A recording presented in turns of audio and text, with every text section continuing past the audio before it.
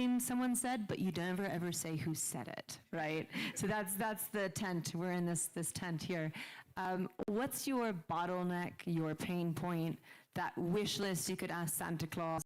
If they could just do this, it would make so much more sense, or it would unlock the capital, or just help people understand this one thing that I keep having a hard time getting across. I'm curious what your, rub the lamp and ask the genie your question. Thanks. Lots of things. You only want one? You get one. Okay, I will go with price stability and very clear in terms of prediction. That will be very important. At the moment, I think the voluntary carbon markets, the prices are not very good. That's why we are really trying to see whether we can be able to get into the compliance market, which there is a little bit of certainty. The COSIA market is coming in, which again is encouraging as well. But beyond pricing, I will say that I will highly be encouraged if I get local capital providers participate in carbon markets. And in this case, I'm looking at the insurance firms, I'm looking at the banks as well, and the pension funds, because they hold immense resources as far as capital is concerned, but they need just the right understanding on how the markets work, and appreciating the fact that these carbon projects are already existing businesses. You should, like he said, develop a project that you're solving a solution, then carbon comes in. For example, if I look at the case of biochar, if you focus on organic manure kind of a project, right? You have an entire ecosystem of farmers. They're ready to off-take that organic manure in replacement of the synthetic fertilizer. Then carbon comes in secondary, right? And the banks are used to financing agriculture projects. It's not new to them. But if you go with the aspect of this is a carbon project, we will only pay your loan once we sell your carbon credits. No one will participate, right? So my wish is the financial institutions having a very strong participation. Also for the government to streamline the coordination. We appreciate the fact that regulations have been developed, which are very good. They are enhancing transparency in terms of how benefit sharing is to be done, which sectors are to be considered. But again, there is a lot of coordination because in the same regulations, they mention several institutions that are supposed to come and work together. Yeah, if you can have an SLA on the response rate from the governments, that will be fantastic as well.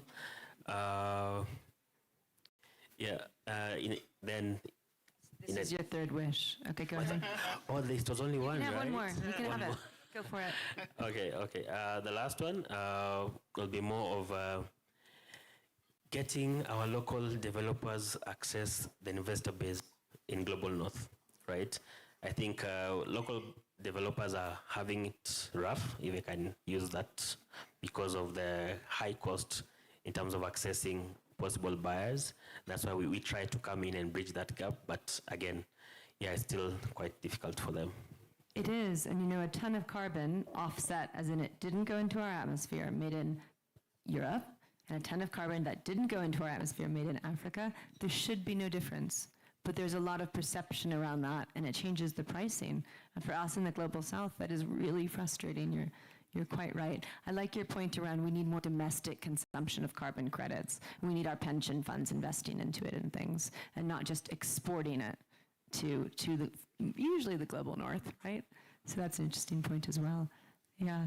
Have you found that, Martin, as well, on the sort of, because there's a lot of direct air capture in the Global North. And we've got such great conditions for it here in Kenya, for all the reasons. Have you found a sort of price differential between the geographies, or does the technology that you employ kind of just make that uncertainty go away? It's a great question.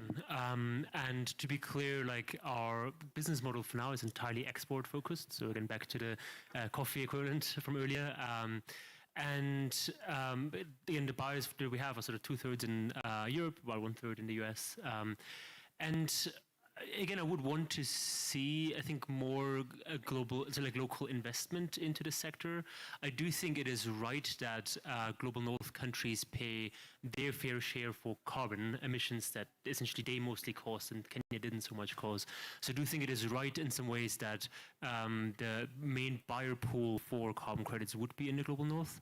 But yes, I think the it's also true that there should be more awareness around it, and I think even some sort of even minimal pricing of carbon, even in this market, would be helpful. I think just to sort of steer decisions away towards things that are long-term sustainable, because those are often like also very good long-term business decisions: clean cooking, clean transport, and so on. I didn't give you a wish, though. I'm sorry. Did you have a wish?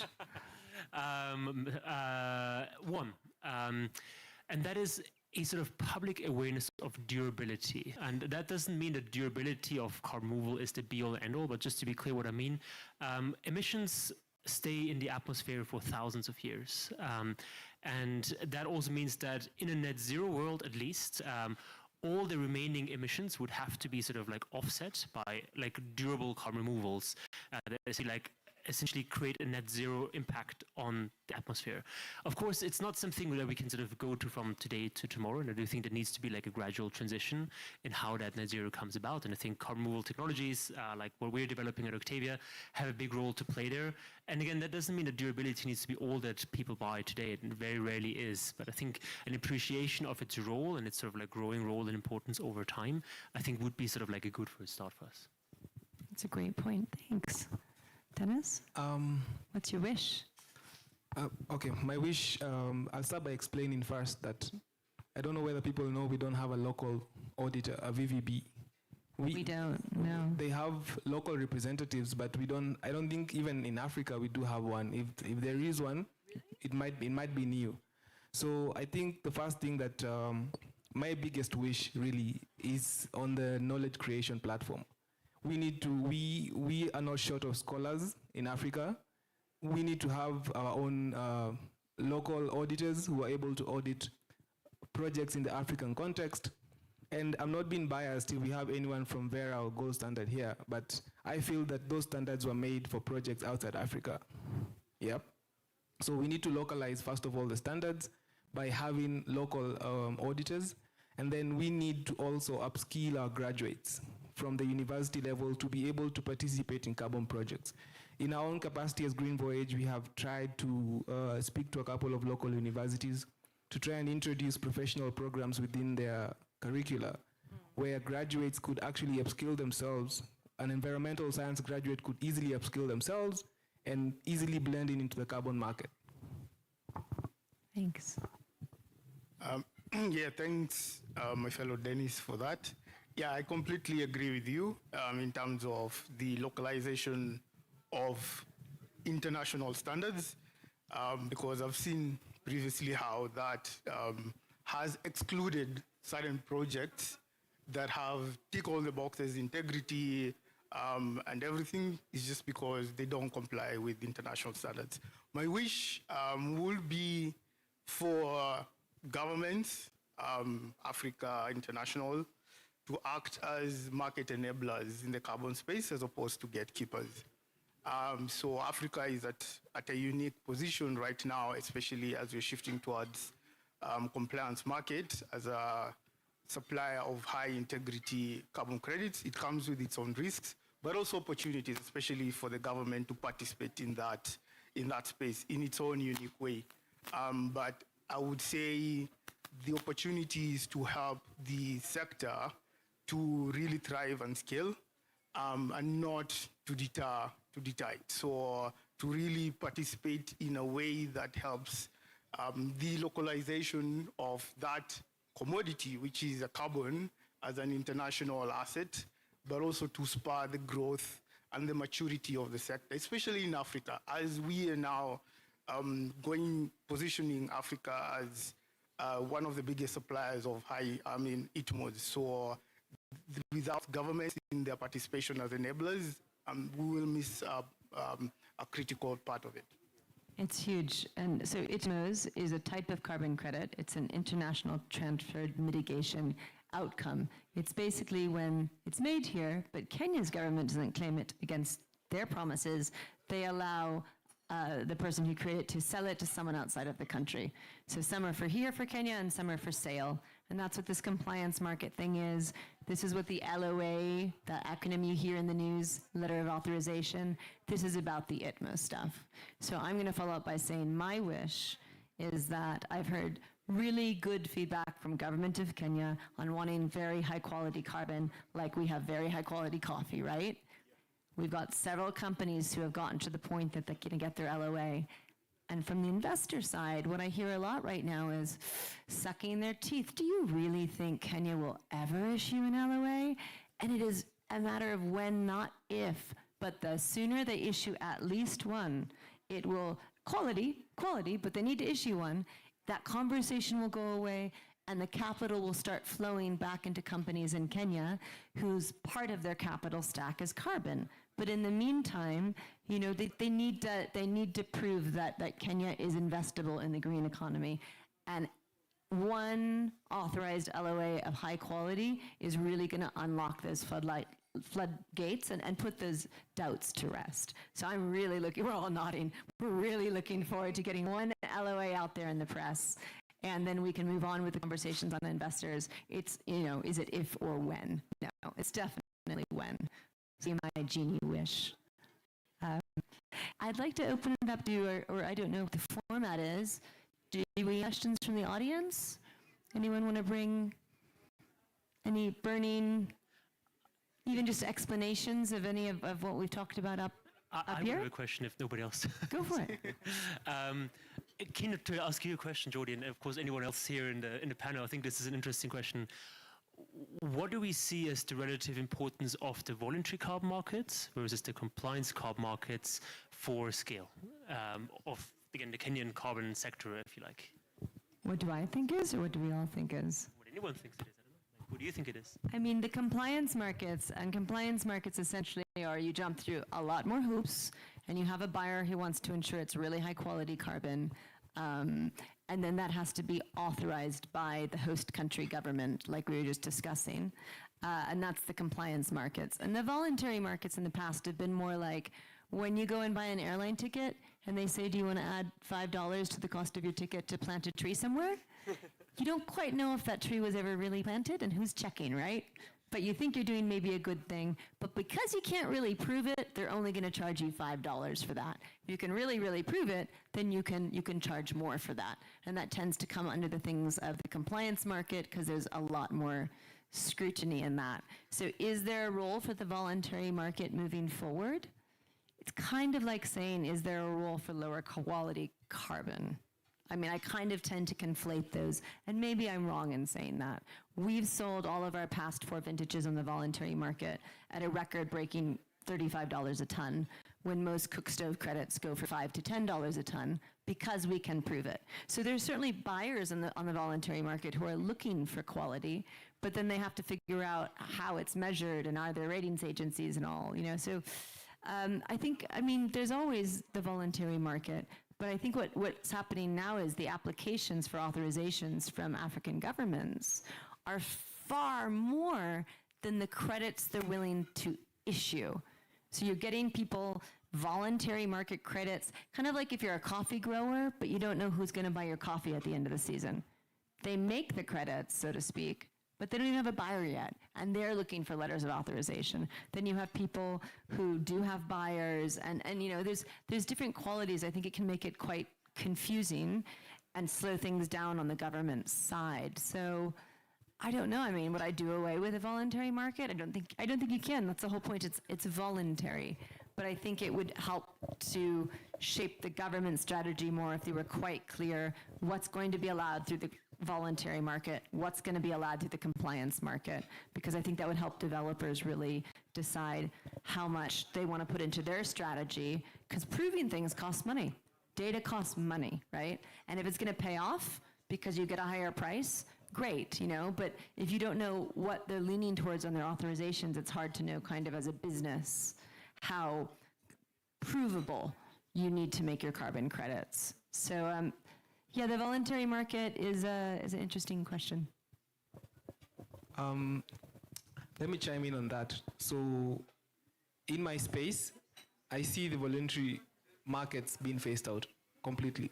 And this is why. Since what happened, we've said we're not going to mention what happened. But all the... I'm not going to mention. I do think it's worth mentioning for the non-insiders in this room that we're sort of subtly referring to Cocoa Networks, who sadly went bankrupt earlier this year. Again, lots of stories related to that. Look it up if you're interested, but that's the thing that we're not mentioning. Yeah, so thank you. I mean, he did, I didn't. You said the quiet part out loud. So, I mean, the buyer conversations we're having since that incident, they are all insisting on LOAs. So, I mean, maybe the voluntary space, they didn't need you to tick a lot of boxes in terms of what you need to do for you to get your credit sold. But right now, for all the buyers that we're talking to, they actually need you to. And in my perspective, because prices are better in the compliance market, I would really advocate that we phase out the voluntary markets and we have more control on the volatility of prices that happens in the voluntary space and sell all the credits in the compliance market. Can I add? Sorry, I will contradict your approach, unfortunately. I like this. Right?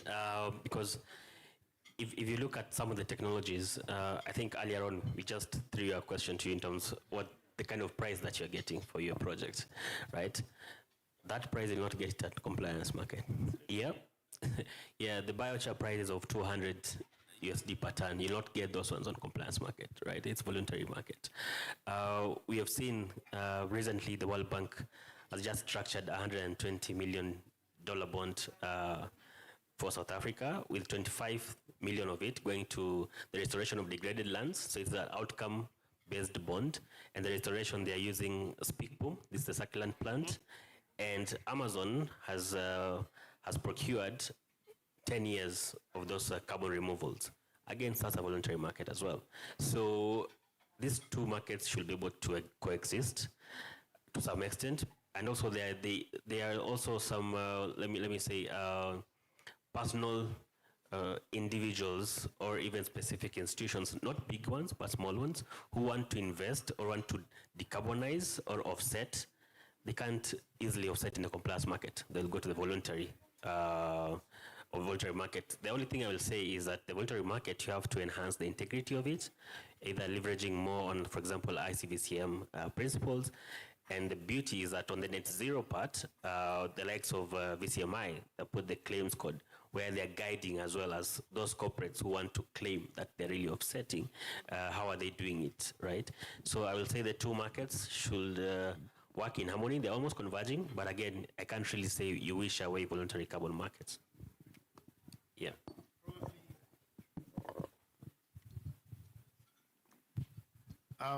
Yeah, I would say the underlying factor and issue here is quality and integrity. From a buyer's perspective, they want to be assured that if they are buying 100,000 credits or ITMOs, those are real. And the integrity of that credit should not be in question, regardless of the market. So, yeah, previously it was a bit of a wild, wild west, and there's a market correction with the Integrity Council and the CCP. So, but the market, from a buyer's perspective, I mean, they will be considered, there will be your sovereign buyers, and then you have your corporate buyers who might choose for their own purpose. For example, if it's tech, and they're like, yeah, we want to buy credits which are aligned to, which are more technology driven. So the underlying thing, what they want is that if they're buying 100,000, the integrity of that 100,000 credits should not be in question. And the market can play itself. And the idea is that, which obviously we want to demonstrate further, for example, EcoSurf has done it really well, is if you develop a high quality carbon project with high credits, then you can tap it into both markets and still fetch high premium, fetch premium prices. I mean, we look at it as a blended model, to be honest. We have our compliance offtakes, which are very bankable because they go on for a 5-year, it can be funded, it can help us with our CapEx, our expansion, that's great. But if we go over the amount, or we go into a country where we don't have a compliance offtake agreement there, the voluntary markets are a way to help finance the entry into that market. So I don't consider it necessarily either or, although I agree that, I think we all agree, that you have to be able to prove it. And that's the quality that is sometimes missing in the voluntary markets. How's the audience feeling? There's a question.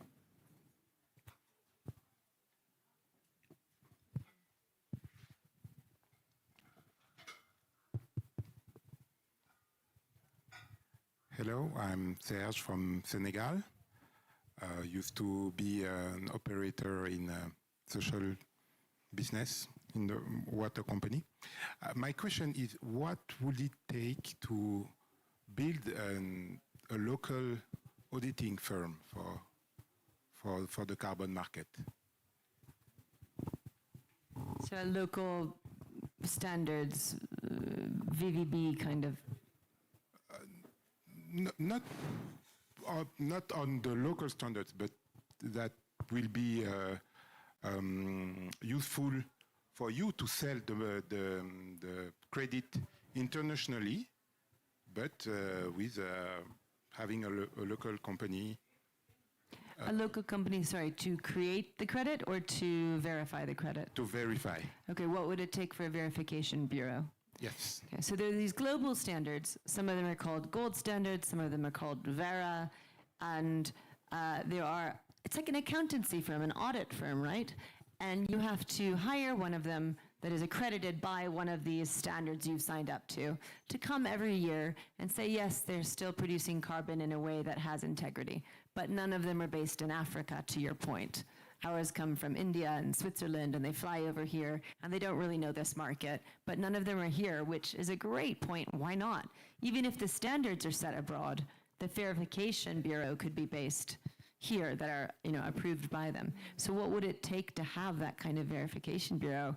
I think it would have to have a great relationships with the standard bodies, that they really understand the need to have verification bureaus on this continent and why that would make a difference than flying someone in from a different part of the world to check your carbon program that's run here in Africa, which they don't have a background in, right? What do the rest of you think? I think there are international accreditation bodies that would actually play the role of certifying someone locally.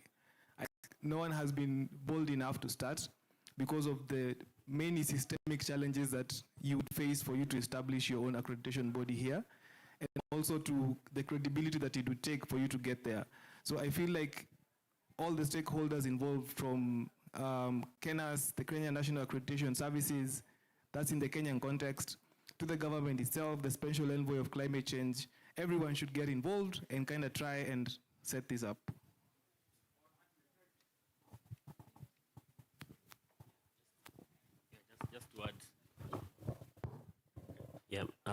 Just to add, I believe VCMI last year was trying to run the training to develop the skills for local VVBs, right? So of course there's a capacity gap, then there's that procedural challenges, right? Yeah, but I think the biggest is capacity gap in terms of understanding how to do the validation verification from a local entity.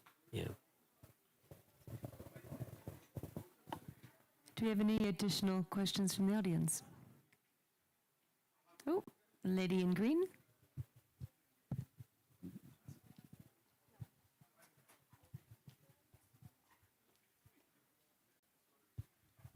Hi, my name is Winnie from Britain.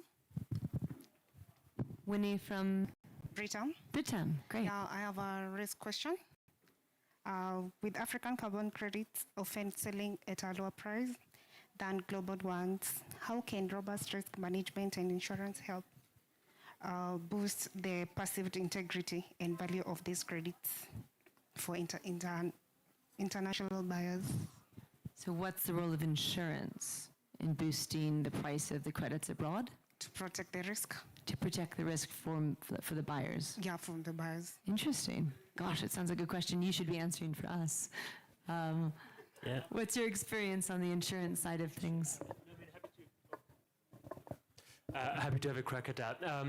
Great question, and I think there's a huge role for insurance in the market already. I think several compliance schemes like Corsia, I believe, the one that's used by airlines, actually do require a certain amount of either insurance or like a buffer pool, basically like meaning an extra amount of credits, basically just to insure against the risk of like reversals, which is essentially a term in which case, like say some credits don't sort of like meet the quality standards down the line or something like that. And there's already like a number of insurance companies coming onto the market. There's some called Carbon Pool, Kita, and then others. Lloyd's is somewhat involved in this, for example. And I do think that that value add is huge because, of course, if you are an international buyer, then again, the problem that you will have is that every project will tell you we are different, right? And of course, there is ways of sort of sorting the wheat from the chaff, and the ratings agencies have a big role to play in that. But at the end of the day, the best way of actually essentially just creating that confidence in a buyer is to say, well, if it turns out not to be what it said it was, you will get your money back, or you will get another credit of the kind of quality that you bought, basically. And that is really the role of insurance. And so I think it's already like an emerging sort of like sector within the carbon market, plenty of white space. So I think absolutely like welcome initiatives by Britam and others to actually explore this more. Can I just add to that? Yep. So thanks for that, because at the moment what we've done at FSD, we've focusing on Zambia, we've done we've done an assessment on the role of insurance on nature-based carbon projects, and we've mapped out all the kind of risks that a nature-based project will come with. And you've seen the unfortunate thing is that the current active insurances are based out of Europe, and you want to see how can we bring these two parties together, the African-based one to link up with the European ones as part of the underwriting, to be able to touch on those specific risks, which can be able to improve the investor confidence on projects. Because once you have a risk taker, then the investors will be able to easily come in and invest. And also, the insurance is not only a risk part, also insurance have capital, and they can as well deploy on it. Yeah, thanks. Great question, thank you. Gentleman in the... So this is going to be the last question, and then we're going to head over the pitches. Thanks. Josh Whale from Ampersand. So we're based in Kigali, but also here in Kenya. The government in Kigali has already banned petrol motorcycles from registration in Kigali, and just last week completely banned imports of petrol motorcycles into the country. And so a question for us came up around the additionality point. So if there isn't an option to get a petrol motorcycle, then what happens to additionality? And can countries like Rwanda benefit from it and use that funding to help to spin up the sector and fund research or provide financing directly? So it seems like someone should benefit from it in the carbon markets.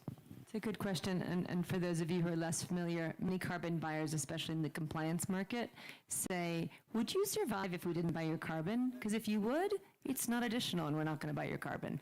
So therefore, if you don't have a choice because your petrol bikes have been taken out of the market, your competitor's gone. So why do you need green financing? Why do you need to sell carbon? How is that additional to your business?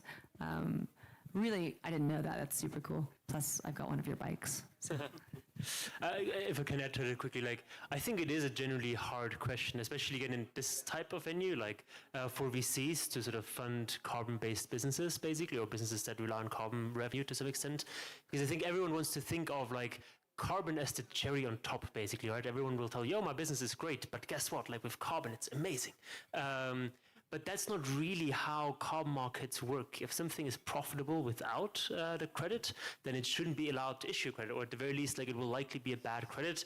And there's some sort of caveats to it, like many sort of credits will allow you to cover your cost of capital. But it's going to be difficult to, again, which is of course the mantra of VC, to generate like vastly outsized profits off the back of carbon revenues. At least that's the case in most types of businesses. Removals, I would argue, are somewhat different there because carbon is the only revenue stream.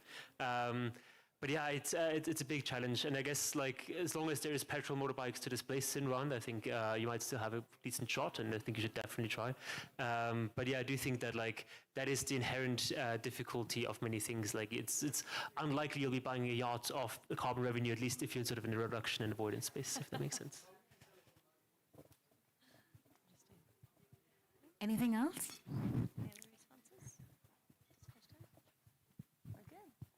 All right, thank you so much, Jordan and your panel.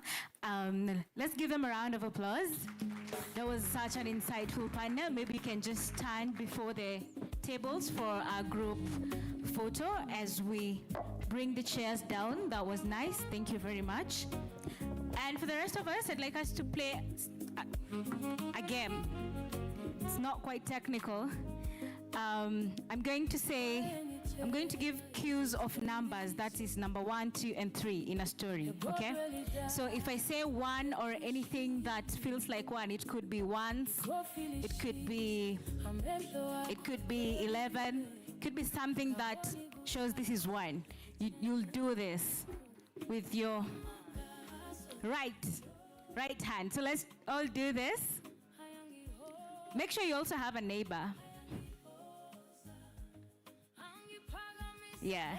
If I say anything in twos, that could be 2, could be twice, could be double, you'll do this to your neighbor's hand. So let's assume your neighbor has done this, and then you'll put an umbrella over there, like that. But now she has to come to this seat. So that, yes, you need to be at least 3 or 4. So you do this, and then your neighbor puts an umbrella over your hand.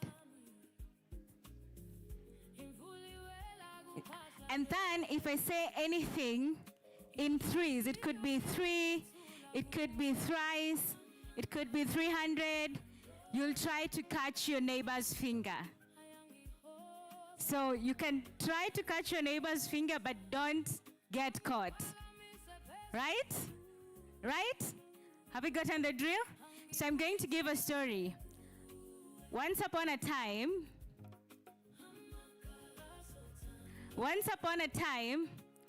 there were 2 girls who went to a shop called Think Twice. Some people are already catching people's hands. Once upon a time, there were 2 girls who went to a shop called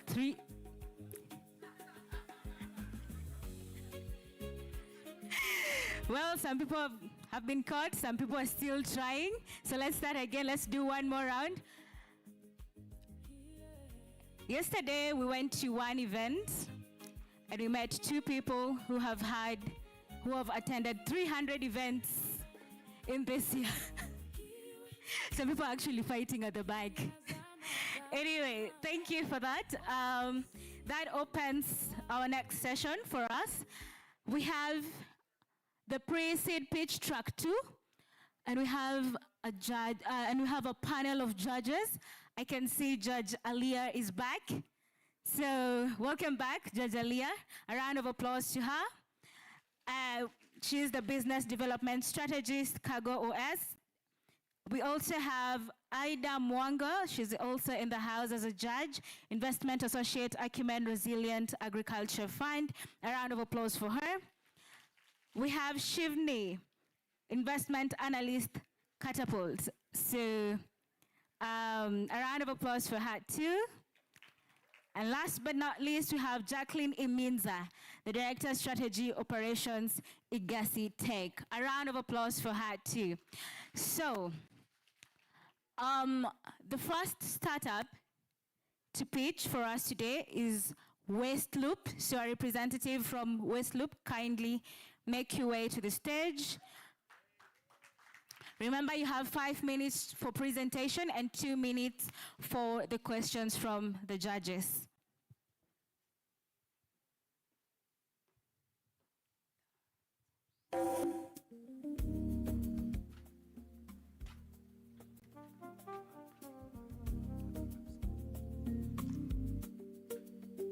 Okay, good afternoon. So my name is Joy Bett, co-founder of Waste Loop, and today I'm here to show you why the refugee camps is the most untapped recycling supply chain. So at Waste Loop, we are the waste that works for the people, and across Africa, we have 26 million refugees who generate 3.5 million tons of waste. Alone here in Kenya, we have 800,000 refugees, and they generate 240 tons of waste on a daily basis. So the issue is 83% of these refugees are unemployed, no income, no pathway, no dignity. And around them, we have the waste, which they generate on a daily basis, that is 240 tons. Meanwhile, the recycling facilities like Mr. Green and Takataka, they are running short 30 to 50% under capacity, not because of the lack of the lack of the demand, but by the lack of the supply. So we are trying to form the missing link. We are the missing aggregator in the refugee camps between the idle workforce and their starved recyclers. So we get our customers through talking to the community leaders. And we have 3 steps in our model. We employ, we aggregate, and we deliver. So we employ the refugees to sort and collect the waste in the refugee camps. Then we aggregate them to biograde quality. Then we deliver them to the recycling facilities such as Mr. Green and Takataka. So this is Shukri. She's a 20-year-old single mother who fled from the Horn of Africa, that is the border of Ethiopia and Somalia. And she fled because of climate shock, conflicts, violence. Then she came to Kenya to Dadaab settlement, but the issue is there's food rationing in those settlements. So with Waste Loop, she can get 3,500 Kenyan shillings to 5,000 Kenyan shillings, which will enable her to sustain her family, as well as improve her environment. So this is our business model. We buy at a blended average of 35 shillings. We sell at a blended average of 75 shillings. That is a margin of 40 shillings. And this is our profit growth and our revenue distribution. So in the first year, we are expecting 130 million in revenue, which comes to a 70 million Kenyan shillings in margin. Then in our third year, we are expecting 325 million. Then in our 5th year, we expect 480 million with a margin of 225 million. So on the 5th year, with the 480 million, we expect that 47% is going to go to the collectors, their payments, like Shukri paying them, that is 225 million. Then we have our operational cost will be 37%, so that is 178 million Kenyan shillings. Then our investors will get 17%, that is 77 million. So who are our competitors? We have the NGO and donor programs. We have the urban Nairobi aggregators and the community recyclers in the camps. So our advantage is that we have the exclusive camp access, and through the relationships with the community leaders, we get the exclusive camp access. Then we do B2B through our pre-signed buyer contracts, and we do M-Pesa and cash instant payments. And we have a dual material model, which is plastic and metal. So we are raising $50,000. With this $50,000, we are expecting 50% to go to the hub setup, 20% to the collector incentives, 20% to the logistics, and 10% to the tech. So this is our path to scale. At pre-seed, we expect to secure the buyer contracts, which we are trying to do right now. We are onboarding the first collectors, and we are launching our first pilot. Then in the 3rd to the 4th month, we are expecting 3 hubs operational and self-sustaining by the 4th month. Then in the 5th month to the 12th month, now we expand to 10 hubs. We are going to onboard the NGOs with the contracts. Then in our 2nd year, we expect to have multi-segment expansion in East Africa. Yes. So basically, the waste is there, the buyers are ready, and the workforce is also there. We invite you to invest in us and to partner with us. You can contact us through our telephone number and our email. Thank you.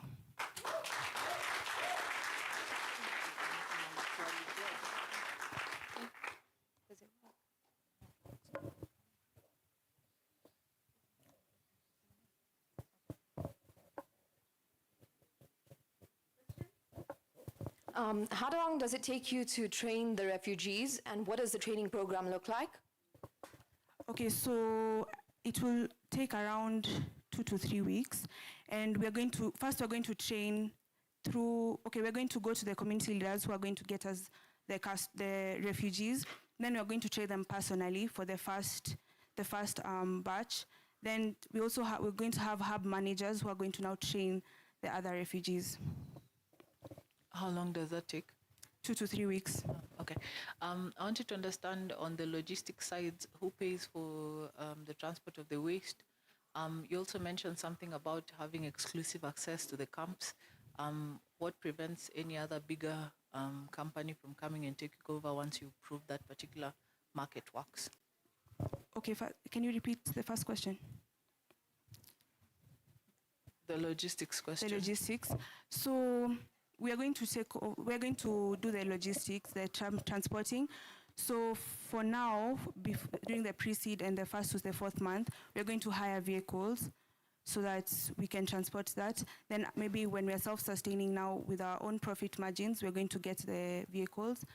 On your second question on what maintains your competitive advantage, you said that you have exclusive camp access. Yes, so we'll establish the relationships with the camp leaders, and compared to the other competitors, there's the NGO and the donor program. So as we are paying the refugees, right? The NGOs they're grant dependent, while as we try and pay them. So we are trying, that's our main advantage is the economic part where we pay the refugees. And yeah. But Mr. Green can also pay them. No, the issue is most of them, they really don't go to these areas because of, okay, we also have the refugees inside our team. So it will be easier for us to just go into the community.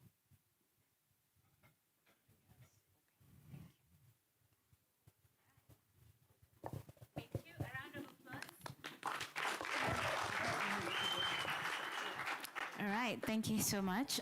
Moving on to the next startup. And just a reminder, we still have the spinning wheel at the back there, provided by SME Support Center. If you still need to spin and get some goodies, you can go out there when you feel like. So, moving on, we have Mangrove Coin.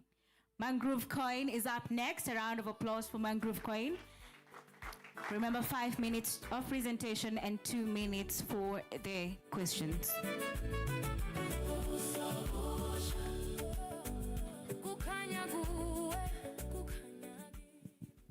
Okay, good afternoon, everyone. Good afternoon. Yes, my name is Zach Oloch. I'm the founder for Mangrove Coin, and I'm based in Mombasa, Kenya. And Mangrove Coin is a carbon credits platform.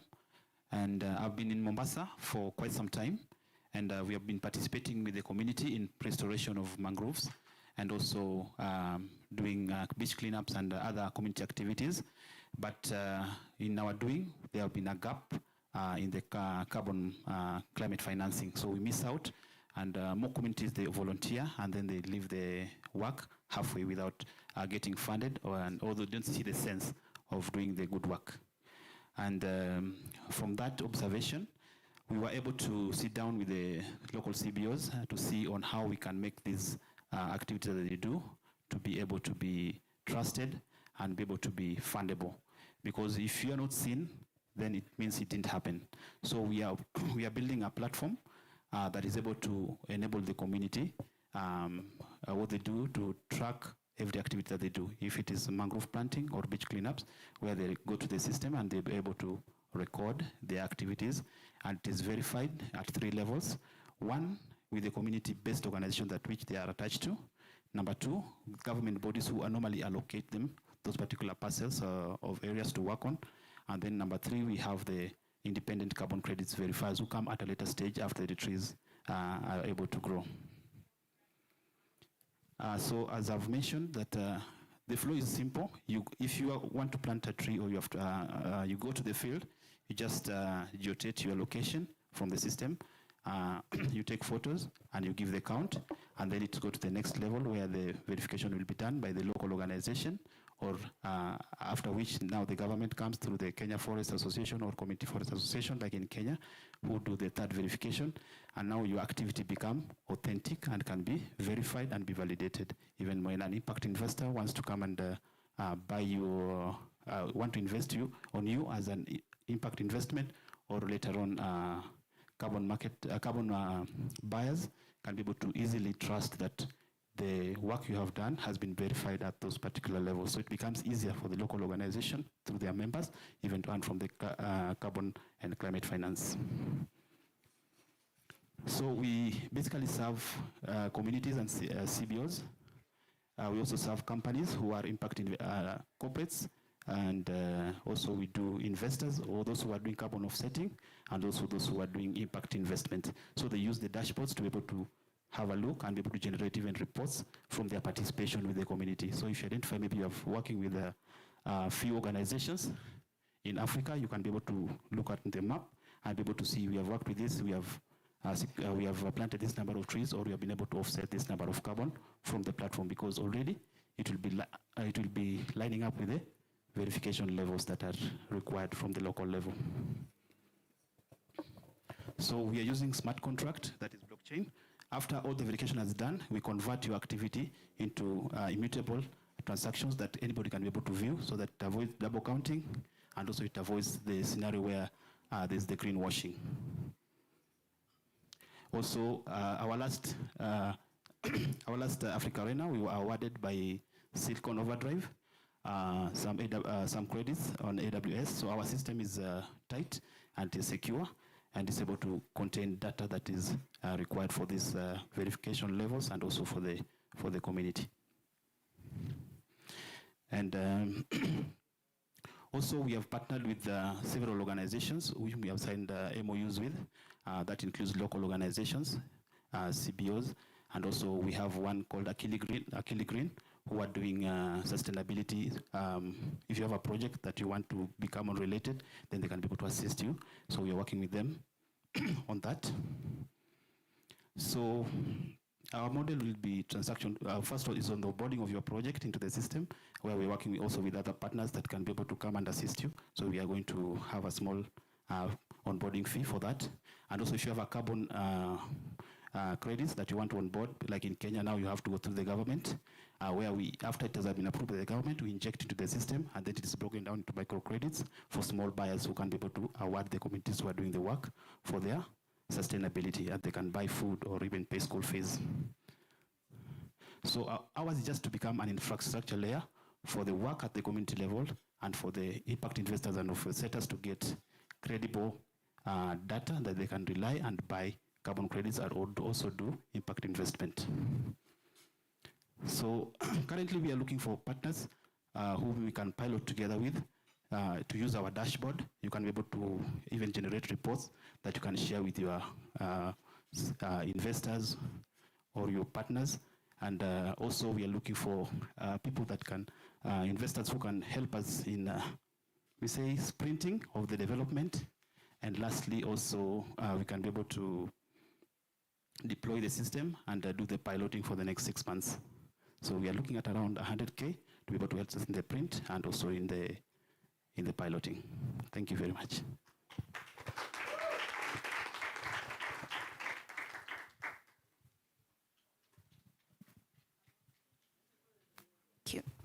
Thank you for that great presentation. Just curious on your transaction fees, what would your margins look like on that? Because you're charging a small fees, yeah? Yeah. So what are your margins on that? Okay, so for the transaction fees, we are charging 10% or lower based on the project that you bring to us. And that's what we will be charging, 10% or low, based on the project that you will be onboarding the system. So, and also we have the peer-to-peer. Maybe you have qualified the carbon credits, we have converted it into a token that is based on blockchain, and you want to trade it to a peer. Maybe the market rate could be $5, but a friend of yours has gotten a premium price of maybe $10. He can buy them from you and be able to sell even with them, without them doing what? Doing the plantation of the trees. So it is transferred. And the good thing is that it is asset-based. It is easier for you to route pin down to the exact location of that where that project was done, and it will also avoid the double counting for you. And once you transfer the tokens to your friend, you can sell it at a premium price. Yeah. Your whole model relies on community self-reporting. They are planting. Yeah. So what stops someone from logging, false credits? And on your verification step, how are you able to catch that? Okay, the good thing, we are partnering with government bodies that have been authorized to allocate spaces and verify those projects like the Kenya Forest. So to avoid double counting, once you log your activity, the local community-based organization will come and do the first check. And the second check, which you also use satellite and AI to be able to take those pictures of that particular moment and put it on login into the system. So it will avoid that you're repeating a similar project with the same location. It will be able to reject that. And so once everything is done and been verified, we put it on blockchain. So that transaction can easily present it to your peers or partners who are willing to work with you. It avoids that double use. So you have to do a new project rather than repeating the same project or the same location.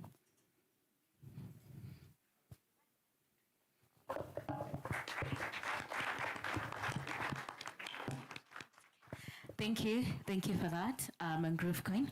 Moving on to our next startup, if you can kindly show us on the screen. We have Rewaste Kenya. Rewaste Kenya, 5 minutes presentation and 2 minutes of questions.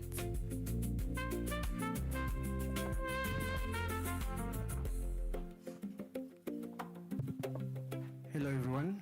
Every single morning, Sharon, a 17-year-old grade 10 student, walks to school and picks up plastic waste. She is happy to do that. She brings her waste and deposits it into our plastic ATM, getting rewards and redeeming them at lunch to get food and also to get notebooks that she is going to use. My name is Victor Henu, the founder of Rewaste Africa, Africa's first incentivized waste collection system. Here's a problem that you don't like talking about. Kenya generates around 2.4 million tons of waste every single year. About 3 to 5% of the plastic waste that is generated is recycled. The rest ends up in landfills, oceans, and rivers. The problem isn't about awareness. The problem is about incentivization. Communities are not paid to recycle. There is also a problem in terms of the people who throw away the waste and the person who recycles. That system is completely broken. Our solution is a plastic ATM that Rewaste deploys in schools and in the community near you. We collect the waste. You as the user gets points and redeem them for social services. Example, school equipment for Georgina. You as a user can use it in transport industry. You can also access goods and services. So it's a 5-step fast process, around 30 seconds maximum. Georgina brought the plastic that she collected along the way. She deposited it. The kind of waste that we are accepting right now is plastics, metal, and cartons or even paper for the school level. Then the machine has a smart system that is able to categorize the waste and weigh it on site. She got the points and redeemed them. The points that she got, she can redeem them in school. The cloud, the data that is collected is uploaded directly to our cloud and ensures that the user is able to be tracked in terms of their usage. Our target market, currently we are in 2 schools, and Kenya has a very big market in terms of schools for around 20,000 schools. We also seek for the first year to approach around 1,000 students, and we will seek to expand to year 2 to urban communities in terms of Nairobi. Nairobi has a population of around 4.4 million tons. And then year 3, that is the corporate, and then to East Africa in year 10. Our market opportunity currently, Kenya's waste industry is valued at around 620 million USD, and then it has a compound CGAR of 7.2. Then I've talked about the growth path. That is where we are in 2 schools, and then we expand now to 10 to 20 schools. We develop a mobile app and then go to the community level. Currently, we are active in 2 schools, 1,000 students that are targeted. The year 1, we are going to get 20 students, 20 tons of plastics and 8 SDGs.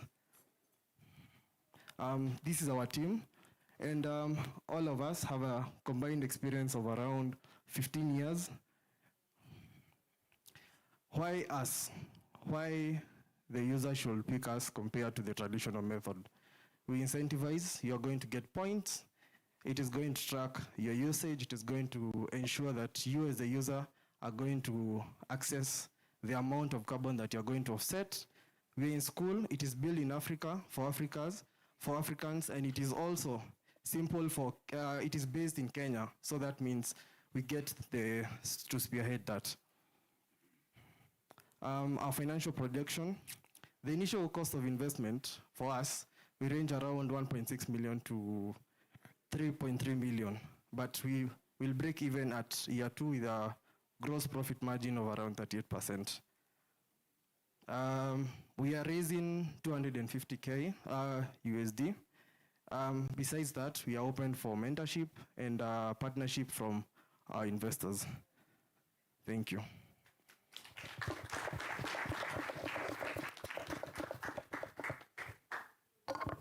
Hi, Victor. Hi, how much does it cost you to create one smart ATM, and at what volume of waste would you break even on the unit?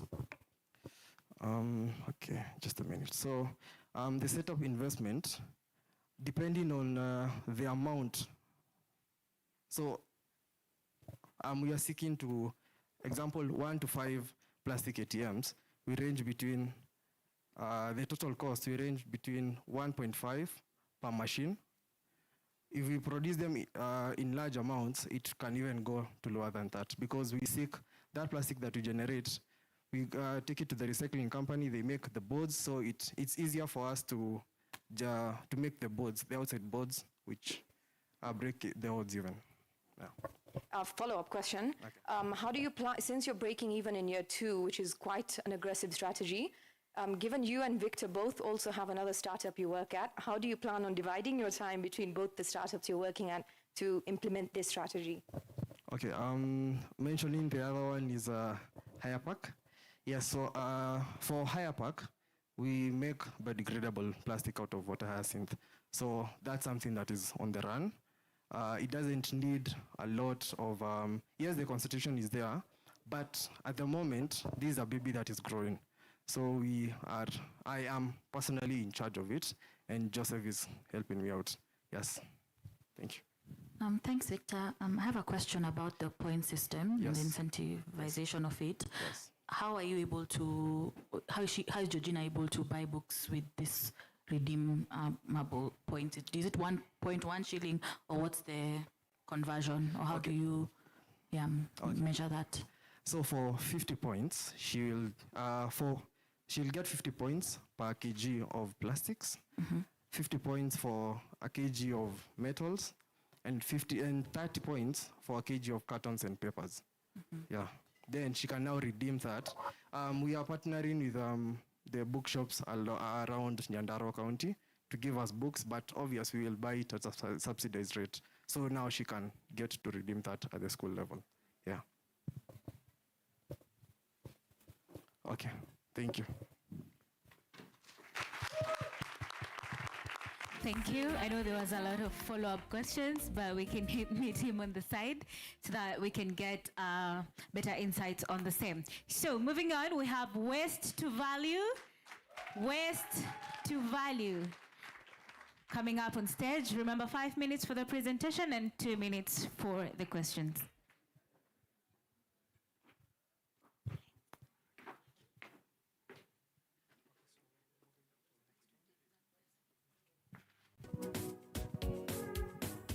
Yes, good afternoon. Each time you hear the word waste, what comes to your mind? problems, right? Burden.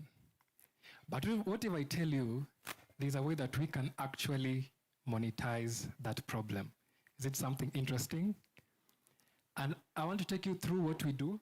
And by the end of the day, I want us to change the narrative. From waste is no longer a problem to waste can be an economic asset. Okay?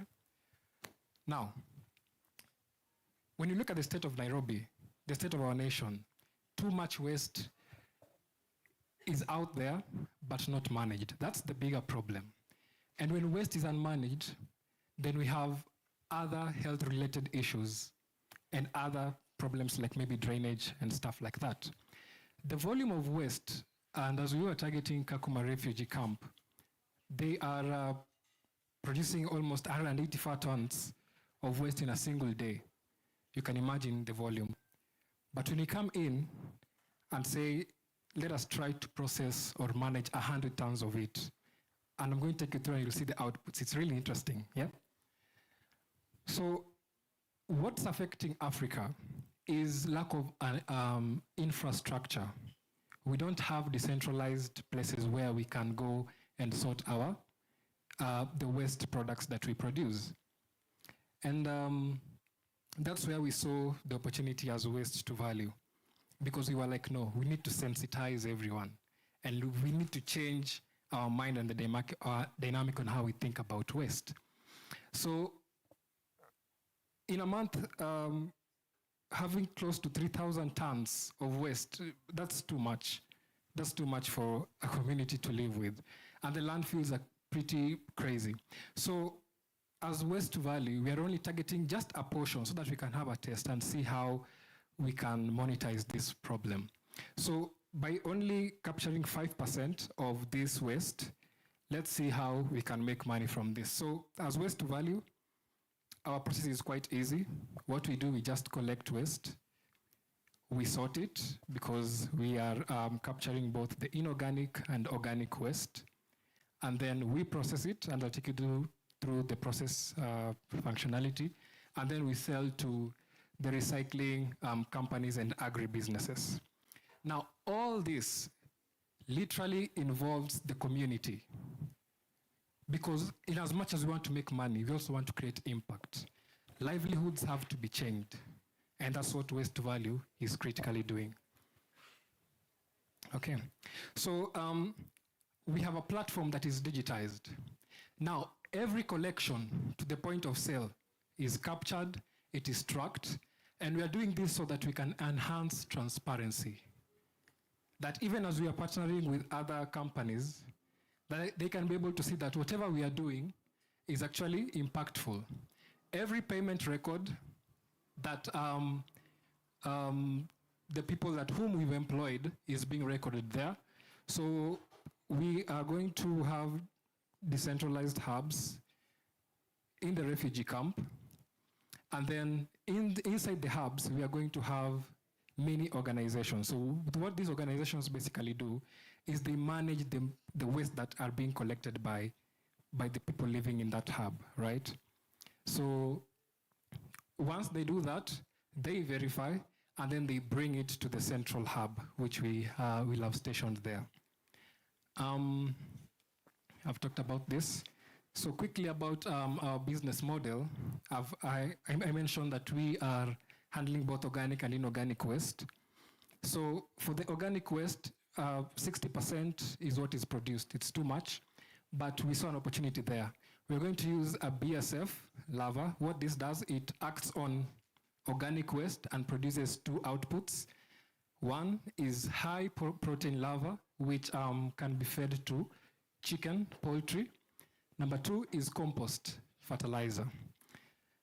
On the inorganic side, we are going to collect, shred, costs, and then sell them to manufacturing industries, the NGOs, and some GPOs whom we'll be collaborating with.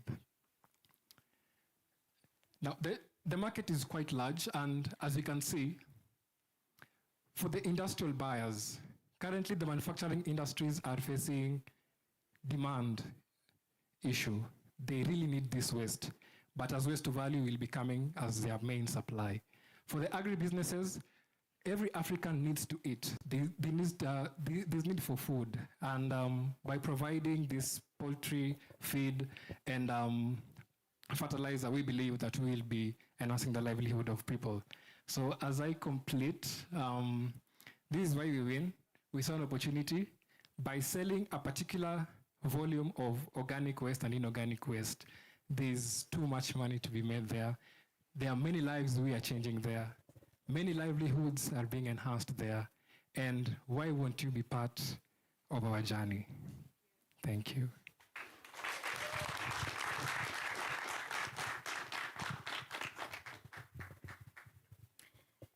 Thank you. Just to pick up from where you've left in terms of too much to be made, could you please clarify or be more specific in terms of how much you're making versus the costs, the input cost? Okay. So we are operating with the math of buy low, sell high.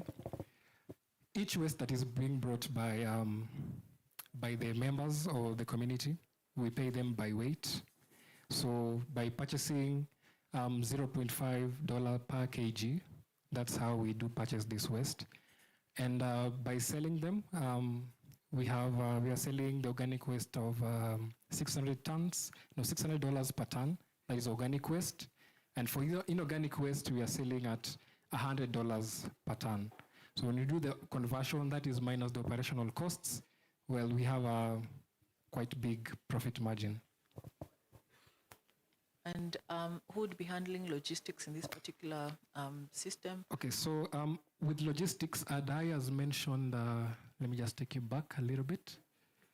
So with the companies whom we are planning to partner with, we haven't listed them, but as Mr. Green and Takataka Solutions, they have a problem of acquiring this waste. So just think of how KFC normally works. You order food, but you pay for the logistics. So our main work is just to supply them with these materials, and they handle the transportation stuff. And at what tonnage will you break even? Come again? At what tonnage will you break even? So our main leverage first is in the inorganic waste, because that's in a higher percentage, yeah?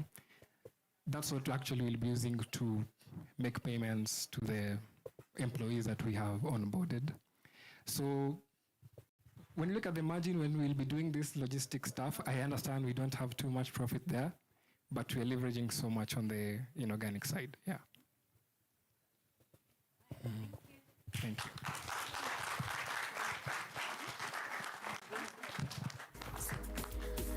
Thank you, Waste to Value. Now that closes up the pitch session. Thank you so much to all those who pitched. And thank you also to our judges for staying with us for all that time. And moving on, we have a keynote speech from Claire on building a climate tech champion in Africa. A round of applause for her as she comes up on stage. She's the founder, CEO of Farm to Feed. No, I don't. Hi, everyone. Thank you for having me. I'm going to do something very different. I'm not going to use any slides and just actually tell a very personal story. Well, I've been asked to say something about my experiences building a climate story. So here we are. So my name is Claire, and I'm the founder and CEO of a startup called Farm to Feed. So let me first tell you about the problem we're solving, because it is a big climate issue. In sub-Saharan Africa, 50% of fruits and vegetables never reach the market for consumption, 50%. And the food system globally accounts for 25% of greenhouse gas emissions, 25%. It is the problem, but it is also where the solution lies. Farm to Feed is building the leading B2B food platform for hotels, restaurants, food processors across Kenya. We connect smallholder farmers to markets, higher margin markets, and we don't only collect the best produce, we also collect the off-spec produce. We have grown 100% year on year for the past 3 years. We're on track this year to double again. We have 160 B2B customers, and we have a 93% retention rate. We built our own platform from scratch for the purpose of this ecosystem because it is unique. It is not a platform that we can get elsewhere because this fragmented system needs their own solution. And we're just getting started. We launched value-added products. It's growing 30% month on month, and our samples are on the way to the US as we speak. Our vision truly transformed the food system into one that's scalable, into one that's climate resilient, into one that's equitable. And really important for this food system, it needs to cater to the growing local needs and global participation. We are killing it, clearly. Killing it. But that is, of course, not the story that is truly behind the curtains. That is not the story of how I grow a startup. It is very messy. It is horrendous, the back end. So building a startup is a very personal journey. And it has nothing to do with numbers, or how much I raised, or which investor I've spoken to, or the pitch decks. It is about learning how to deal with problems very quickly, about patience, about how to move an unpaid team, about how to deal with rejections, a lot of rejections. It's about how to deal with grit, what grit really looks like, what is my ego, how do I get over my ego, and how do I deal with other people's egos, my co-founder egos, colleagues' egos, customers, investors. It has been quite a journey. So it is also about learning how to read balance sheets, how to understand what unit economics is, how to fill data rooms, all these things I actually didn't know, how to draft an employment contract or HR issues, legal issues. So how I build a startup is perhaps more of a story of my few key takeaways. So to start this, let me start more authentically and introduce myself.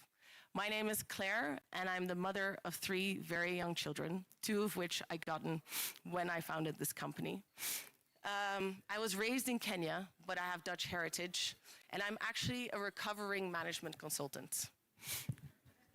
I quit the rat race, the management consultant. I traveled all over East Africa, advising other CEOs how to expand their businesses, much like the investors in the room, I can say.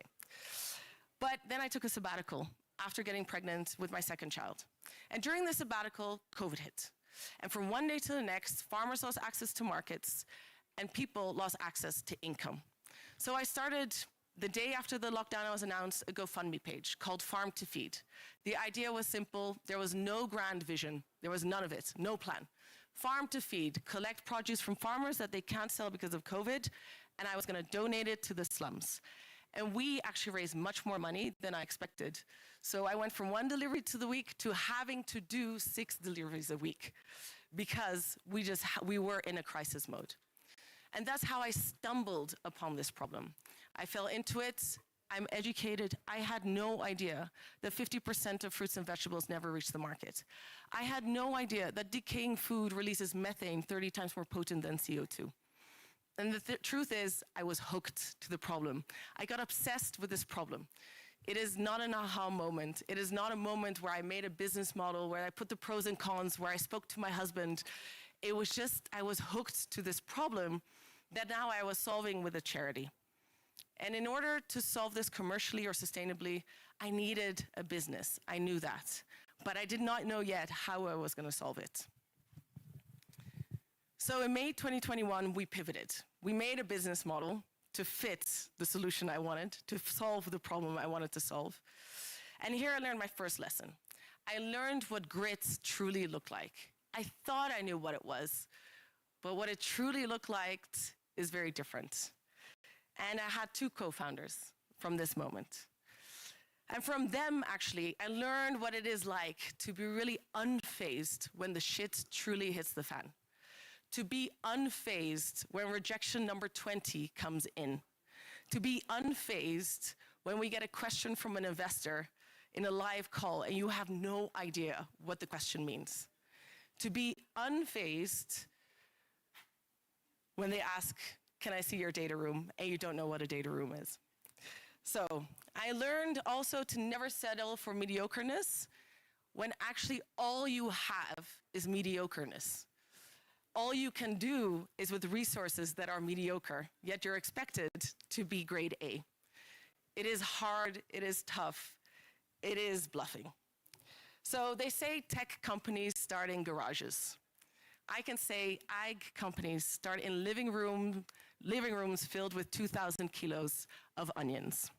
And the smell is horrendous, and I smelled quite bad for a couple of weeks. So that's how it started, stacked against the wall, monkeys flocking into the house to grab some tomatoes. So with full dedication and very little confidence, we went to find our first customers. And after 10 no's, we finally got a yes. And we got a yes from no other person but the CEO of Art Cafe, the most recognized restaurant chain in Nairobi, said yes to our idea. It was like we landed on the moon. It was amazing. We had farm to feed posters all over Art Cafe, ones I had to design myself as lead marketing of the startup.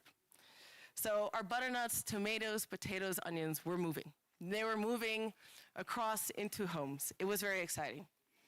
But at the same time, we really hit a wall. Our revenue actually wasn't growing. And that brings me to the second lesson. Don't become the preacher of your obsession, because this is what I was doing. I was hooked to this problem, and I was preaching it everywhere. The CEO of Art Cafe said to me casually, and I think he doesn't realize the impact it had. He said, my problem is not buying a cheap tomato. Claire, that is not my problem. And that's when at first I didn't really understand it, but I realized afterwards we were pushing a farmer problem and a climate problem onto our customers. They loved the idea of it, they wanted to be part of it, but there were too many workarounds, and we had become a CSR exercise. And as a climate startup that really wants to have an impact and a difference, being a CSR impact story is not a good place to be. We needed an overall. So I truly needed to listen to our customers, truly. And sometimes you think, I don't know how many founders there are, sometimes you think you're listening, but you're not really listening. The commitment to listening takes much more than just a listening ear. It's really trying to understand it, walking the journey with your customers. So they needed actually convenience, they needed transparency, and they needed on-time delivery and a one-stop shop. That's what they needed. Alongside the genuine opportunity to contribute to fixing the problem, yes, but not as a workaround, not as CSR, but it needed to be embedded in their operations. So that's when we moved and we transformed our e-commerce platform to something that they could really use, to something that would solve their problems. And this actually unlocked much more impact on the farmer side. With this, farmers had market access to their full harvest. So we were collecting grade 1 and grade rescue. We were reliable, we were consistent, and they had access to higher margin crops. So we were selling herbs, fruits. So we were expanding our diversity, and with that, we're able to increase farmer incomes with 250%. And with that, for every 2 farmers we source from, 3 additional labor jobs on farms are created. And that is true impact, and that is making the food system climate resilient. So that unlocked the next ceiling. So our organization grew. We got 30 people on the payroll. But it was also actually the most fragile time, because the bigger we became, the more fragile we became. So that's my third lesson. And for the founders, maybe you can relate. But the founder in you has to die a little for the CEO to be born.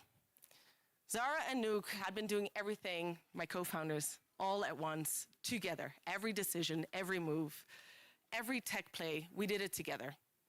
The scrappiness had gotten us really far. It was scrappy, we're agile. But being close to everything and being in every decision is actually what made us very, very weak. And that's when I learned about radical ownership of your role and radical ownership of your relationships. So do not take ownership of things that aren't yours, because actually it blurs everything, especially if you're the CEO. And it takes away accountability of the people that are responsible. So in this next phase, we learned about specialization, and that's what got us to where we are today. Real specialization and really stepping into each of our roles. So my last lesson, I was trying to keep this short, but I cannot have a keynote without this very important topic. Don't change the woman. I lived a rat race across 4 continents as a management consultant, but I've never felt more woman than in this role here today.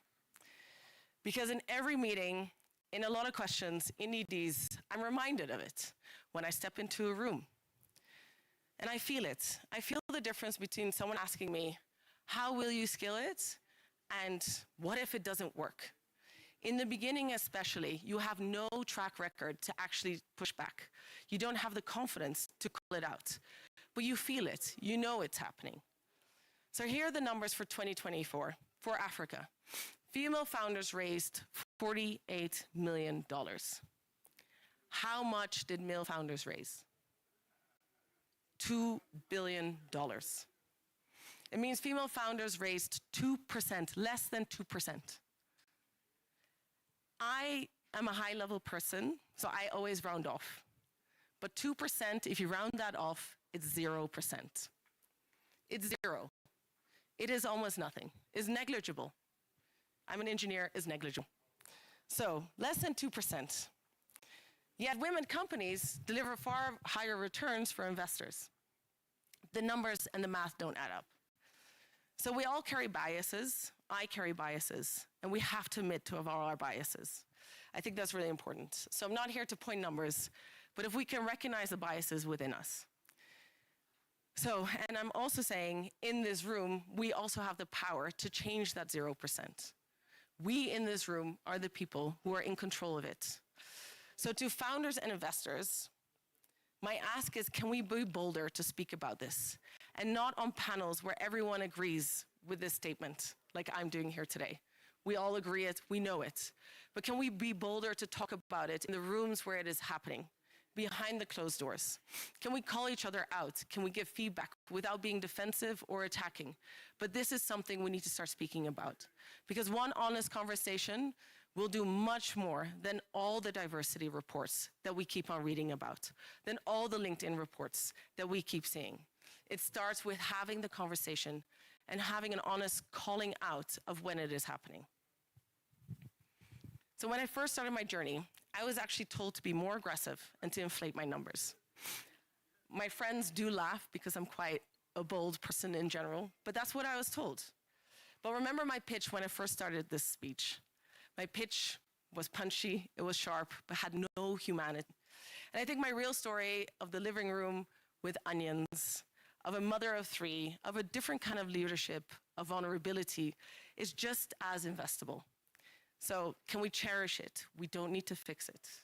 So I hope this real story lifted the curtains a little bit.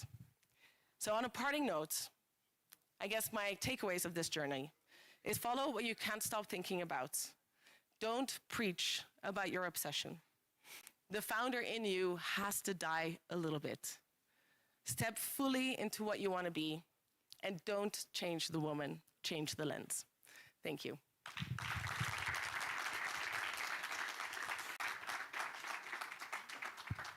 Wow, that is nice. Don't change the woman, change the... Okay, men are looking at me like, don't change the man, change the... Thank you, Claire, for that. I've seen a lot of people, I've seen a lot of new faces in the room, and a few have asked about the Connect app, or what we were talking about, if we need to connect people in the room. So there's this QR code right here that is written AfricArena Connect. So you can basically scan this code, and it will help you connect with people in the room. Probably you haven't talked to them yet, they've left, and you really needed to talk to them. You can just scan the QR code here. It's going to bring you here. So here you're able to see the names of the people who are in the room and their email addresses. All you have to do after you see this is click on the connect, and then you'll be able to see their email addresses. You can copy them, or you can send them an email right from there. Others, if they've provided their numbers, it can easily take you to their WhatsApp. That is, if the numbers are provided. But if they're not, just send them an email, and that will be it. So for all of us who are looking to connect, kindly scan this, or you can go to AfricArena.com, go to Nairobi Summit details on the menu, and it will take you to connect. That's okay? All right, so moving on, we have a panel discussion, another one this afternoon, and we're just focusing on Africa's new emerging EV market. What does it look like in Africa? And our moderator for this session is Diana Maranga, who is a head of commercialization, Octavia Carbon. So a round of applause for Diana. She's joined by a panel that consists of Brian Njao, who's the General Manager, Mobility M-Copper. Welcome, sir. We also have David, an Associate Director at Equator VC, is also in the room and part of the panel. Raymond Kitunga, the Deputy Country Head, Kenya Spiro. So a round of applause as he comes. Then we have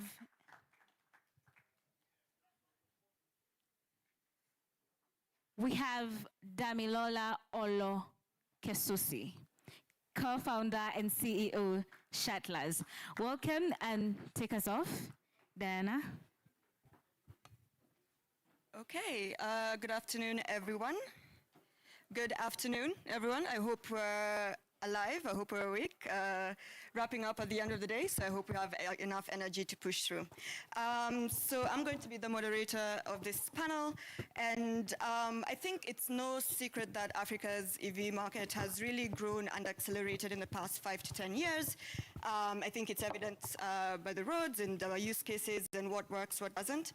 But our growth has not been without limitations in infrastructure, high upfront costs, policy support, everything really under the sun. But nonetheless, we have grown from that point 0 to point 1. So with this panel and the very lovely panelists, I hope to bring out what has worked, what hasn't, and how do we go from that point 1 to point 100. All right, I'll let the panelists introduce themselves and their background and their role to play in the EV market. I think I'll go first. Good afternoon, everyone. My name is Brian Zhao. I'm the General Manager of M-Copper Mobility. Our focus has always been on really financing productive assets. And when looking particularly at mobility, our focus is on financing electric two-wheelers and three-wheelers.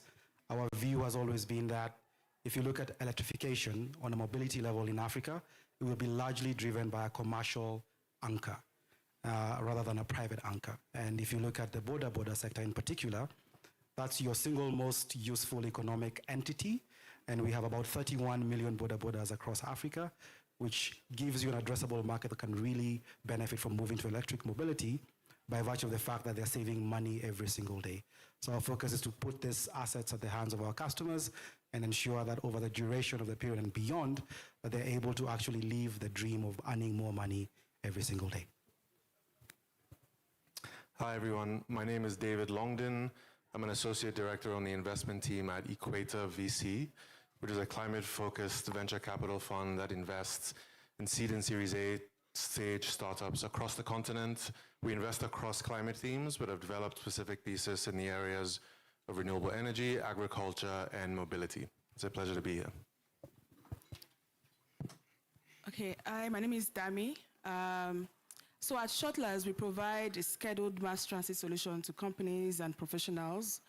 Our goal is to help the users access transport service that is affordable, safe, and efficient, and to also reduce the number of cars on the road, especially during peak hours, and reduce, CO2 emission and traffic congestion as well. So happy to be here. And, welcome, Raymond. You can introduce yourself and what we do. Thank you. My sincere apologies. Raymond, I'm the Deputy Country Head for Spiro Kenya. Spiro being the largest EV, not only in Kenya, but in Africa. So we do, for now, two-wheeler that you have most probably seen on the road. Thank you. Lovely, lovely. Star-studded panel. All right, let's begin from the start, yeah? Starting with where it works and the use cases driving adoption. Brian, you've mentioned Boda Bodas and how there are 31 million across Africa. So at least why are two and three-wheelers really leading that EV adoption across Africa? Let's start from there. So the way we see it is, when you look at electric mobility, there are two angles behind it. The first angle is looking at it from the sense of how it offsets carbon emissions in the market, which largely is what most corporates are looking at. If you look at it from a two-wheeler, Boda sector, or three-wheeler, a lot of that is focused on, can they make more money by moving to electric? Can they be more efficient by being on the road longer because there's less, as I continue, less need for maintenance. So my view and what we've seen is the fact that Africa's focus on Boda is more than 90% commercial. Rarely is it used for actual personal use from going from point A to point B, but largely for transporting people or parcels across the region. And if you're then able to then reduce their costs of doing business and making more money at the end of the day, then you're essentially, having one solution that serves both purposes of helping us offset carbon emissions, but also being able to put more money in the hands of our customers. And I think that's the biggest use case we see in the market. If you couple that with the fact that we also have a lot of ride-hailing platforms coming in the market who are also using these assets to deliver goods or people from a system level, then you're also doubling down on really enabling that to also convert to electric and make more money for the customer. So ultimately, it's an economic game, is my view, in terms of how we convert to electric mobility. And that's where I see the most demand coming from. Private sector may come second, but my view is, I think commercially driven approaches towards electric mobility are more sustainable and would actually have longevity in the business of movements in Africa. Thank you for that. David, out of curiosity, from an investor perspective, why is this attractive, at least from the outside looking in? So e-mobility as a sector is attractive for a number of reasons. Just to be clear, you're referring to the two-wheeler and three-wheeler segment. I think to some of Brian's comments, if you think about the way transportation is organized on the continent and you think about these micro-entrepreneurs, they are running existing businesses very successfully. They are familiar with these businesses, and so they are not often experimenting with new commercial models. What they are doing is they're experimenting with a new powertrain that is powering those vehicles. And so in markets where you have fairly established demand patterns, fairly established behaviors, significant demand, which is both online and offline, but can be aggregated, it is an efficient mechanism to effectively catalyze the adoption of e-mobility, the transition from one form of powertrain to another. And mobility and mobility systems on the continent are particularly attractive given the way cities are structured, given the way transportation patterns emerge across both two-wheelers and three-wheelers, both very interesting in different ways. If you think about it, with three-wheelers, as it relates to people transportation, you often have 3-4 passengers in a three-wheeler at a time, not necessarily all traveling together. Very different with two-wheelers, where you might have 1, 2, you might still have 3 passengers on a two-wheeler, to be honest, but more often not the case. And so very entrenched transportation systems and networks where there's that existing demand, which can be transitioned to a different form of powertrain. And that is exciting for investors who are looking at a market where you have the demand, you have the return potentials, both the climate and the economic development impacts as well. Okay, thank you for that. A question for Damilola specifically. Are private EVs a realistic near-term focus, or should we drive our attention elsewhere? So when you look at the EV cars, for example, maybe like Teslas or the BYDs, the reason why you see high uptake there is because people are not making the decisions based off of maybe ROI on investment. It's just on, oh, I like this car. Car looks nice. They've seen adverts online, and they want to get their own EV. If you compare that to a bus operator on Shutter's platform that he has, maybe his interest rate is at 35%. He's not thinking of whether it's an EV vehicle or a CNG or ICE first. All he wants is ROI on investment.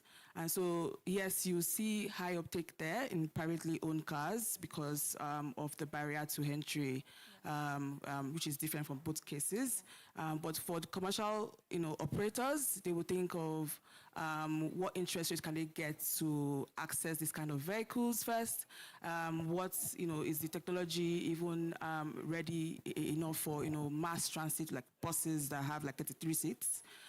So in Nigeria, we have over 450 vehicles on our platform. 70% of them are high capacity vehicles, and we have both ICE, EV, CNG on our platform. From our last exercise, we've seen that the mass transit buses, still need, is still at R&D stage because the price of the one that we ordered on our platform was around 150K, and this was not even brand new. So brand new would be around 200 to 300,000 for just one, which will, with that same, capital, you can buy maybe 20 to 50 matatus or bikes, and still, get people, earning from the platform. So if you look at both sides of the coin, privately owned cars and mass transit, you see that more people would, tend towards owning, those EV cars than you see operators buying mass transit buses. And maybe just a quick reflection on this as well, at least as it relates to passenger vehicles and four-wheeler passenger vehicles. You think about the fact that on the continent today, around 90% of passenger vehicle purchases / sales are used vehicles. And that is mostly a function of economics pricing. And so you have this convergence of trends, which actually could, maybe not immediately, but in the medium to long term, drive adoption of four-wheeler electric vehicles as you have policies that are being put in place. There are examples in Ethiopia, for example, where used vehicle importation bans. There are caps on the timelines in Kenya, for example, for how old a used vehicle can be to be able to import that. And so those regulatory dynamics are shifting at the same time that today, as it relates to EVs, China is producing 70% of the world's EVs, and that cost curve is continuing to go down. And so you will get to a point where actually brand new electric vehicles are cost competitive with used internal combustion engine vehicles. There will be different policy implications around importation into certain markets. There will be strategic partnerships as it relates to local manufacturing or local assembly and whatnot.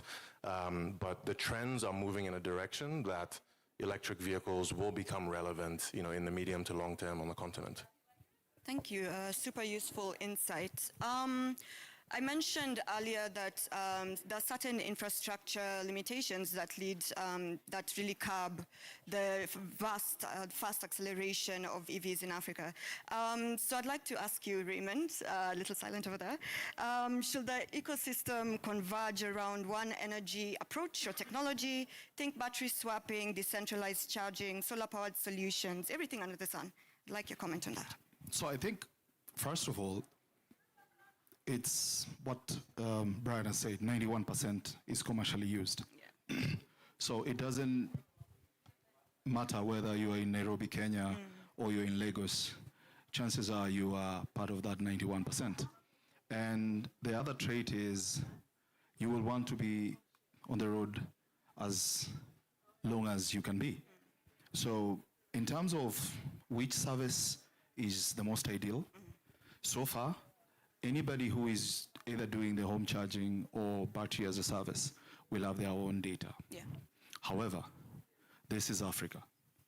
And the data that shows that it's slightly more successful in terms of rollout, in terms of ensuring that you actually are serving like for like, because the customer trait will tell you, I will want to make that switch as compared to, I wouldn't want to make the problem of me switching to EV and then I cannot access the energy. So anybody doing battery as a service and has the capability of scaling up can easily satisfy that. Why? Because it's cutting across all the region in the country or in many, many other countries. So I will lean slightly towards battery as a service as compared to home charging, one, in terms of downtime, two, in terms of the actual unit price, once you start doing the math, the time that it costs you for you to wait for your battery to actually charge. So battery as a service for us, and that's why as Spiro, we decided to go with battery as a service. Yeah, makes perfect sense. Let's dive into the economics of EVs in Africa, specifically, of course. Especially, Brian, I'd like to hear your thoughts on financing models. I know there's leasing, there's pay-as-you-go, there's several. So if you could dive into that and give us your perspective, that would be lovely. Sure. So generally, from a financing standpoint, and especially if you're looking at the two-wheeler and three-wheeler segment, the one overarching aspect that we all need to be aware of is the fact that they earn money every single day. Unlike any of us who earns a monthly salary, their income comes in every single day, which means they're limited in the sense of being able to have the capacity to go to a commercial bank and get a loan to get this asset, because they're expected to sort of show traction on a monthly income level, which is very hard to tell, especially when all your income is either in cash or on M-Pesa. So if you look at your commercial banks, you then have what we're calling the pay-as-you-go, and the model there is largely on having a small deposit for ultimate ownership of the asset, but then mimicking the payments aligned to how they earn money, and that's exactly what M-Kopa is striving to do, which is saying we understand our customers' needs by walking the journey they walk. If they earn money every day, let's ensure that we're actually charging them for the loan every single day for use. And that's how the pay-as-you-go model. Ultimately, there's also the third model, which is leasing, which is the angle towards you may not have the capacity to actually come up with a deposit, and therefore you will lease an asset to enable you to hopefully get enough to ultimately own the asset. And largely what we've seen in the two-wheeler and three-wheeler segment, particularly, is the pay-go model works best because we're trying to align ultimate ownership of the asset vis-a-vis how they actually earn their daily income. And largely that then means that you are then able to really walk the journey with them and enable them to actually ultimately make more money at the end of the day. One other thing to mention is there's always been a question on total cost of ownership, because it depends on every single type of financing. There'll be different types of total cost of ownership. But what I want everyone to sort of look at is when someone is earning money every single day, what's more important is how much they're forking out every day as opposed to how much they will pay over a 2-year period. Because in essence, the day-to-day inflows and outflows affect how much money they actually have to go home and eat.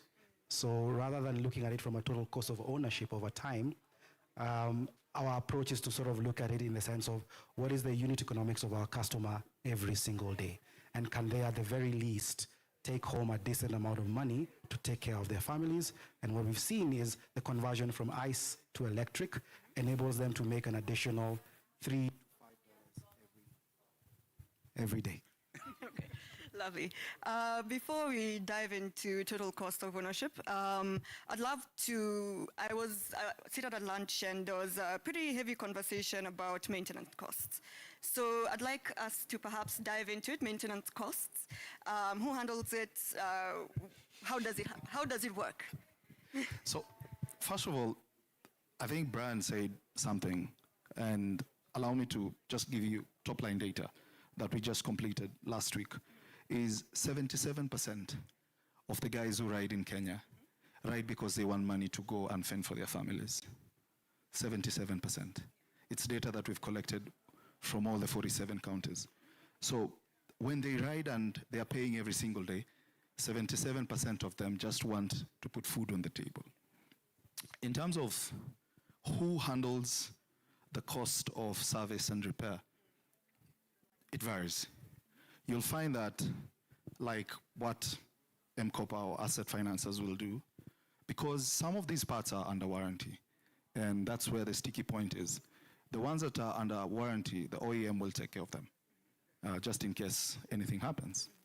And in case there's any irregularity, the owner is the one who's supposed to do it. But because of the frequency in terms of maintaining the bike, the cost, like for like, is at an all-time low, 35 to 40%. These numbers are very, very public. So someone will easily be able to maintain or service or repair on this. But most of the asset financers and commercial banks have even gone ahead to have a catalog because you don't know. In case there is an accident and these kind of things, we have internal mechanisms that enable the customer or the rider to continue being on the road, even when it is very, very, expensive for them to actually repair it, so that they can continue, because we know that they are earning daily. So it matters. It varies between the guy who owns the bike and what is under warranty. Very diplomatic, I love it. Just bringing it back to total ownership. Dami, you've spoken extensively about ICE. Would you mind commenting about total ownership and how that relates, at least in your regard? First, I wanted to address the maintenance one. So yes, similar to him, for cars and buses, I think a video went viral, I think last week in Nigeria, around someone that got an electric car, but didn't get it from the car dealer in Nigeria, got it directly from China, and then reached out to the car dealer and they refused to maintain the vehicle. So the main thing is the source of the vehicle. If there are OEMs available in the country for either the bus or for the car, that's the best way to purchase the vehicle. If not, because the technology know-how is still very, very early. There are a number of companies that are entering into this space now, but because there are very few, so it makes maintenance really expensive compared to when you buy from the OEM directly and you already have 4 years, 5-year warranty, and it comes with the whole package. Yeah. So your second question? I was just going to add that despite some of these conversations that we've had around how EVs are being maintained, it is also worth reflecting on the fact that the maintenance needs of electric vehicles are just a lot lower in general than internal combustion engine vehicles. There are a lot less moving pieces. And so when you talk about some of these micro entrepreneurs who are focused on daily incomes and are taking care of their families, and you think about the risk to them of having an unexpected engine failure and requiring to spend $100, $150 equivalent at a mechanic shop in order to fix their primary income earning asset, that is something that puts people into debt. That is something that wipes out entire savings pools that families, and then sometimes pools of families and communities are relying on. And so the point is the value proposition for a transition to electric, a lot of it is on the power costs. A decent amount of it is also on maintenance cost, and at least the predictability that the predictability of your revenue stream, the predictability of your business is also one of the big value propositions. Thank you for that. Super great insight. Damilola, the question that I had for you is on total cost of ownership dynamics. How does it compare to ICE, at least in the African market? Yes. So I would compare fuel, diesel, electric. So I'll just focus on buses. So if you look at our own market, for you to get a 25 to 28-seater bus on the road, look at the first grade of bus, you can get it around $25K. If you compare that to the EV bus, it's about 2.5x or even more. But when you try to then operate it, we did a pilot for about 4 months and compared the 3 types of vehicles. Right now, the price of fuel has gone up to about 1,002 to between 1,004 naira. That's about $1.50. Nigeria, the diesel has also gone up to about 1,007. That's about maybe $1.80 or more.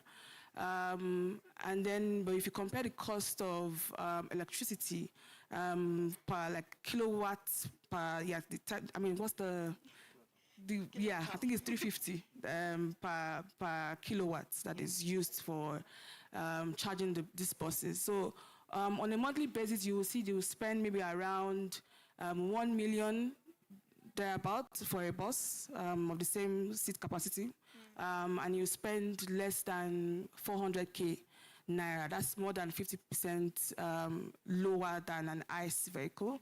Although the CNG gas vehicle is also lower, but still more expensive than the EV.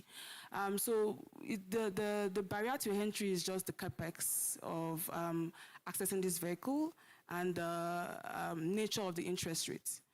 So when we also did the math around what's the ROI on investment, so we looked at this, let me say, 150K type of bus. It would take around 5 to 7 years for ROI, compared to an ICE vehicle that would take maybe 24 to 36 months, with Nigeria's interest rate of around 30% interest rate. But if you then introduce DFI funding or funding that is just targeted for climate, then you then see off-takers, because you have maybe you can get around 10 to 15%. Then you can have same ROI when you compare it to the ICE vehicle. So these are the numbers. Lovely. Thank you so much for that. Seems to always misbehaving. Just one other item I'd just like to mention there as well is, if you look at 4 years ago to today, the actual cost of the bike or the three-wheeler has been coming down. And there are multiple factors that affect total cost of ownership. You have your interest rates, which largely have remained the same over the course of the 10 years we've seen. But at the same time, what we're seeing is that the difference between the cost of an ICE bike, for example, and your electric bike is actually coming down and becoming narrower. And in a sense, that actually helps total cost of ownership, because like for like, customers have choice that is actually closer to each other, and which enables the market to even grow further. So it's just one thing to also mention in terms of how we're looking at growth, because once you achieve scale and you have government benefit, then largely then you're almost competing like for like with the ICE bikes in this case, and that actually enables your total cost of ownership to be exactly or almost the same as what they would have done in a traditional sense as well. Lovely. Thank you for that. As we wind up and perhaps give the audience the floor, you've mentioned growth, you mentioned scale, and I'd like to shift the conversation towards building for scale. Brian, I'm going to hand over the mic to you again. You're the closest. What really has worked for MCOPA, or what do you see has worked for the EV market in Africa or Kenya? You can be a bit more specific. And what went right? What do you think we can carry on, and what can we leave behind as we look to grow? Thank you. Just when looking at the e-mobility sector in general, there are a few factors that actually fundamentally help an industry to grow. On one end, it's ensuring that you have the right types of players in the industry that are actually able to provide a bike that can not only withstand the length of a loan, but actually have a useful life enough to actually make economic value for the customer. And I think over the times, we've actually seen that grow.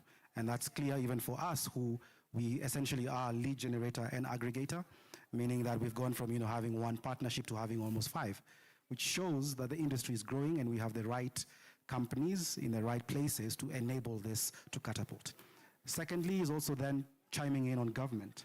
because at the end of the day, to reduce the costs, you almost need to give a level playing field to give them time to actually catch up with what's happening with the ICE industry that's been there for decades. So we've seen a lot that's been happening on really trying to reduce the costs of VAT and duty for a lot of the companies who are assembling locally, which also in effect introduces the need for increased number of employments in the country. Obviously, there are questions in terms of really being able to have a longer term approach to this. But I think that naturally has also led to reduction in the costs of the bike, which has also led to less of a comparison with ICE. Because 3 years ago, the question was, why am I spending double when I can just stick to this? Yes, I'm still making decent money, and the savings will be essentially eaten up by the actual cost of the bike. So that's no longer a question, it's actually growing. And then largely when you look at it from a sense of demand, we are currently in an undersupply position in the industry.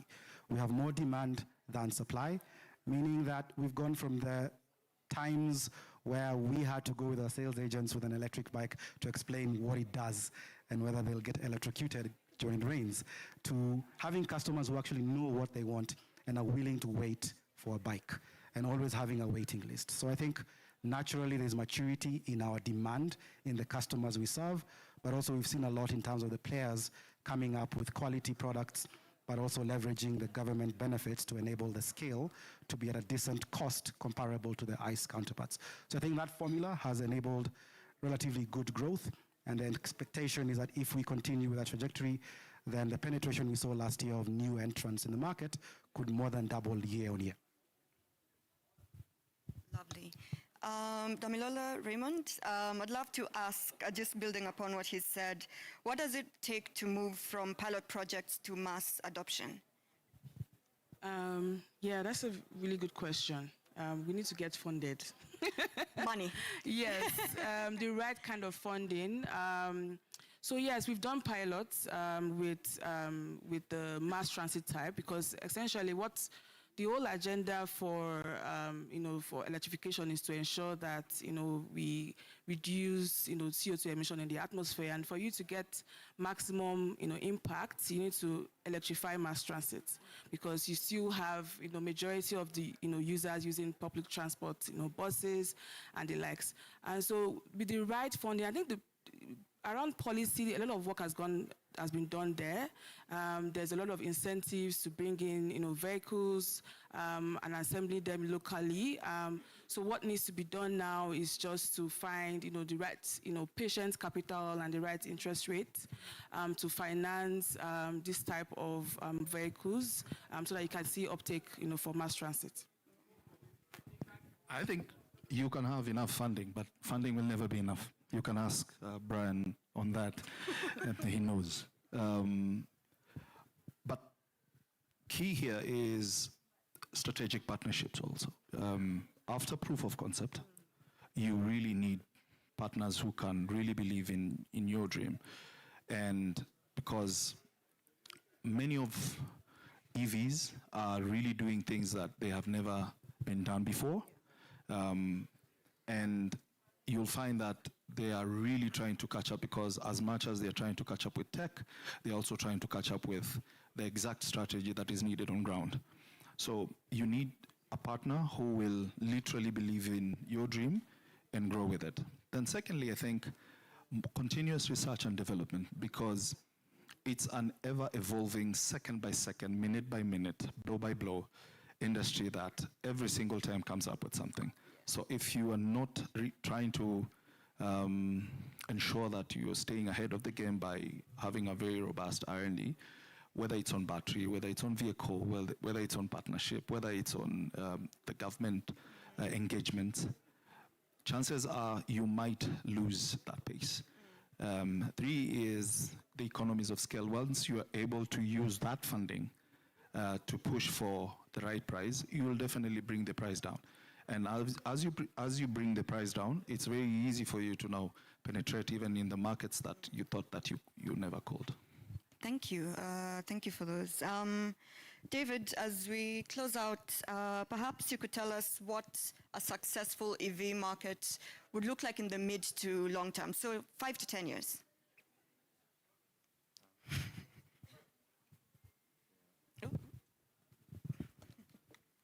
Thank you. A successful EV market in 5 to 10 years, no pressure.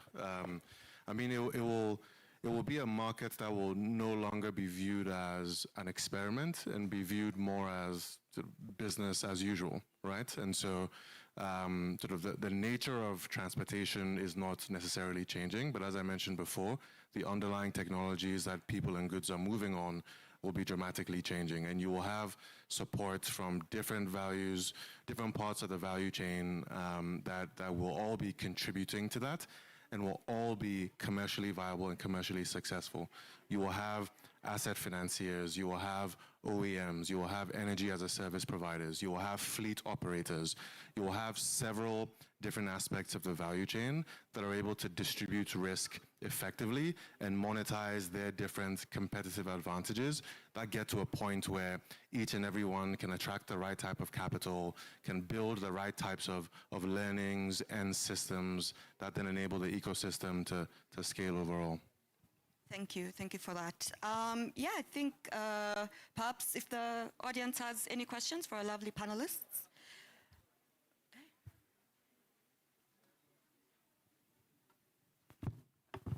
Hi, everyone. Diane and the panel, thank you for a really interesting conversation. I think this actually links to the last point that was made around the future of EV, what we want to see in like 5 to 10 years.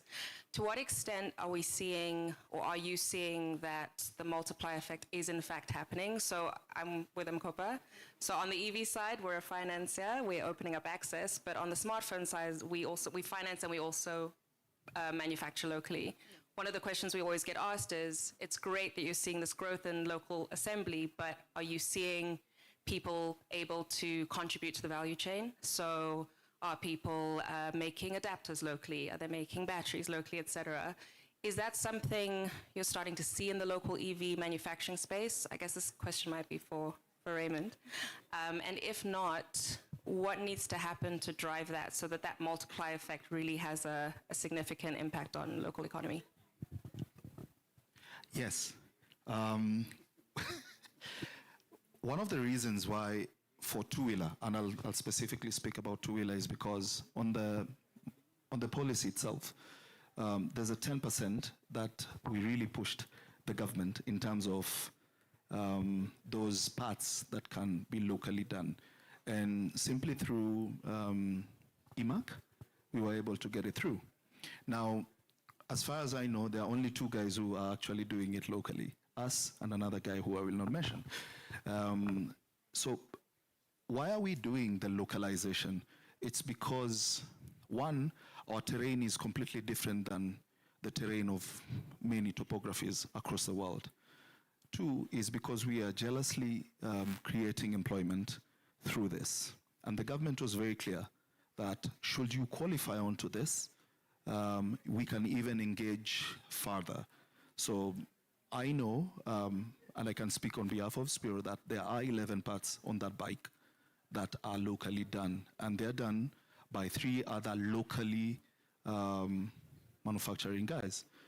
We didn't start like that when we were doing it 2.5 years ago, so it's quite a fast-paced.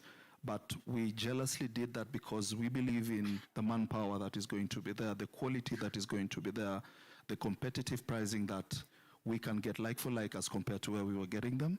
And that has succeeded in ensuring that there is more adaptability, but we are not losing on the quality of that particular bike. Thank you. There's a lovely gentleman at the back who has a question. Thank you. Been a long time since I've been called lovely. Hi, I'm Josh Whale from Ampersand, so another e-mobility startup. So my question is about battery swap waiting times. In Nairobi and many other places around Africa, we've seen customers waiting for an hour, 2 hours every day. I interviewed some guys this morning, not from one of the companies represented on the stage, who complained that they spent 6 hours a day waiting for battery swaps. And this is having a really detrimental effect on the sector and on the perception of it. What is going wrong? And what's your what are the root causes of this, and how do we come back from here? Thank you. So to authenticate, I can't authenticate that. So the way the border, the 91% that we have said, they will easily pick 1 or 2, 3, 4, 5 crowd and just pass time as they either wait for another request or what. We cannot stop that. Number 2 is in terms of the parameters that are set for you to have a fully charged battery. I'm pretty sure, now that you're in the industry, every person has a parameter in terms of definition of a fully charged battery. So you'll find that there are some companies which have many riders and some which don't have riders. For those who don't have more riders, of course, the lead time or waiting time will be slightly small because you don't have the masses. But for those who have the masses, you'll take slightly bigger time. And that's why for those who have, like ampersand, those who have more will have more swap stations around the country or around the city. But to mitigate this and to ensure that it doesn't happen, that's why many EVs who are using battery as a service are trying as much as possible to either come up with partnerships with other EVs to ensure that the waiting time or lead time is reduced, or building more swap stations as fast as possible across the country. And they are doing that in record time. Just so to fully understand the whole spec, we have close to about 3,000 petrol stations in Kenya, combined for all the oil marketers. There's one EV who has close to about 500 of that, and that's Spiro, who they've built their network in less than 1 year to try as much as possible, inch out an industry where it took 100 years to build, but then they've used less than 2 years to try and build a swap station network to try and match 3,000 petrol stations in Kenya. All right. Any more questions from the audience, the lovely audience? All righty. Yeah, I think that wraps it up. Thank you so much for all your questions and your attentiveness. And let's have a lovely afternoon. A better round of applause for the panel.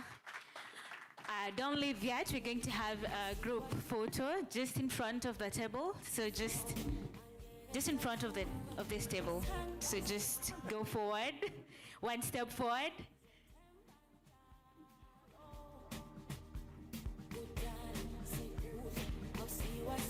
1, 2, 3, say chapati or M-Pesa. All right, thank you very much for that quite candid conversation that we had on the Africa's new emerging EV market. That is, especially in Kenya where we use a lot of 2 wheels and 3 wheels. That was quite a timely conversation. Now, we're moving to the most interesting part of the day, where we're going to have a VC reverse pitch. Guys, you're not ready for this? I ask all of us to sit down for this pitch, especially for startups, for the founders. Let's all get in, let's all lock in, have a seat, get a seat somewhere, so that we can listen to the investors as they pitch. And I'm going to call our judges real quick. We have Josh Will, founder and CEO, Ampersand. Welcome very much. You can have a seat at the front. We also have Jody, CEO and co-founder, EcoSurf, who's also going to be part of our judging panel. And Victor Henu, founder and CEO, Rewest, is also part of our judges today. Now, the most interesting part about this pitch is that the winner, now you're waiting for that. The winner gets a complimentary ticket for the Cape Town VC and conference. So for those who are going to pitch, I'll have to confirm that. I'll have to confirm that, then I'll come and let you know, okay? Right, so right about now, I'd like the technical team to just help us see the pitch. Okay, so the first investor who's going to pitch today is Michael Moutier, Investment Manager, Launch Africa Ventures. A round of applause for him. He might be the one getting the ticket. I don't know. Let's see.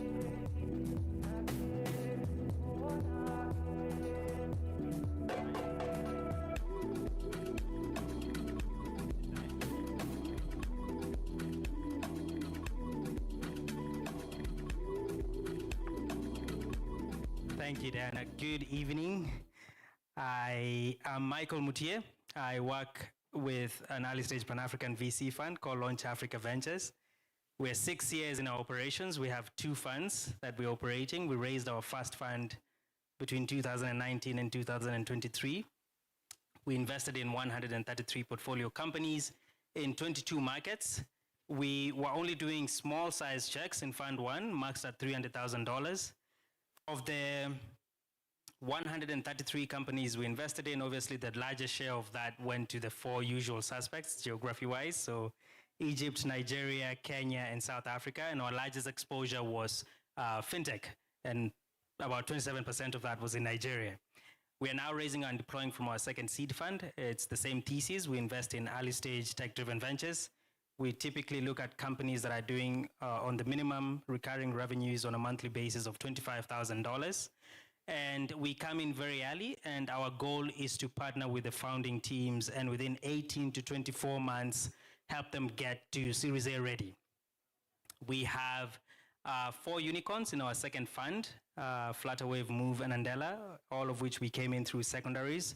And we have a really healthy portfolio driven by a very successful company in the fintech space. We are investing between $250,000 to $1 million in Fund 2. $250,000 is the entry level, but we have capacity to follow on where we see increased opportunity for the fund with up to $1 million. In Fund 2 so far, we've invested in 37 ventures across 11 markets. And collectively, our fund in Fund 1 and Fund 2 has exposure to 170 companies in 25 African countries and covering a total of 16 different sectors, including climate tech, where we are seeing increased interest, and we are partnering with more companies to drive more innovation in that space. I will pause there and take any questions, unless I missed something. We are a retail-raised fund. What that means is we have a lot of high net worth individuals, family offices. Majority of our fund is raised from HNWI's family offices. We have a few institutional investors. Our biggest investor in Fund 1 was Commerce Ventures, which is the venture arm for Commerce Bank.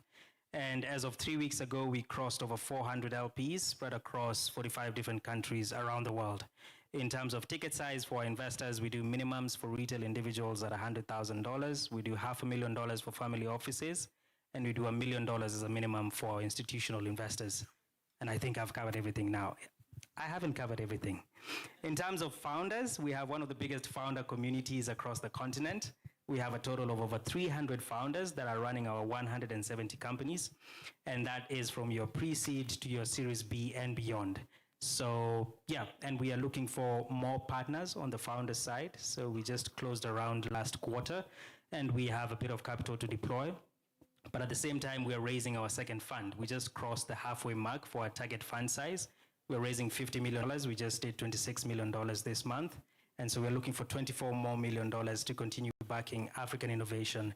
And so if you're keen to partner with us as an LP to have access to diversified African innovation through our fund as an asset class in the VC space, you're welcome to join us. And if you're a founder, we do accept applications on a rolling basis. And we start conversations with many of our founders 12 months before we eventually find alignment and deploy capital into these companies. And now I think I am done. Thank you so much for your attention. And I'll take any questions. Thank you very much, Michael. Could you talk a bit more about your team, and in particular, how many of your principals and GPs have experience running a startup? So on the other side of the table, or small businesses, anything similar? Thanks. Great, thank you. So our team is, as a Pan-African fund, we have a team in different jurisdictions. I look after West Africa Anglophone from Ghana, and I am Kenyan, so I look after our portfolios in East Africa. Our GPs sit in Cape Town, across Cape Town and Joburg, and we have a team in Ivory Coast that looks after our Francophone investments, and we have a team in Nigeria and London. Our GPs are not former operators themselves, but they've been involved in running funds. Between the two of them, Zach and Junaid, they've run 5 funds. And our Junaid used to run the private investments for the Africa Development Bank, and then went to Netbank, which is where they met with Zach, and then decided to launch Africa Ventures in 2019. So they don't have experience running startups themselves, but they are very active angel investors. Between the two of them, they have about 60 angel investments across multiple African markets, and they have fund running experience.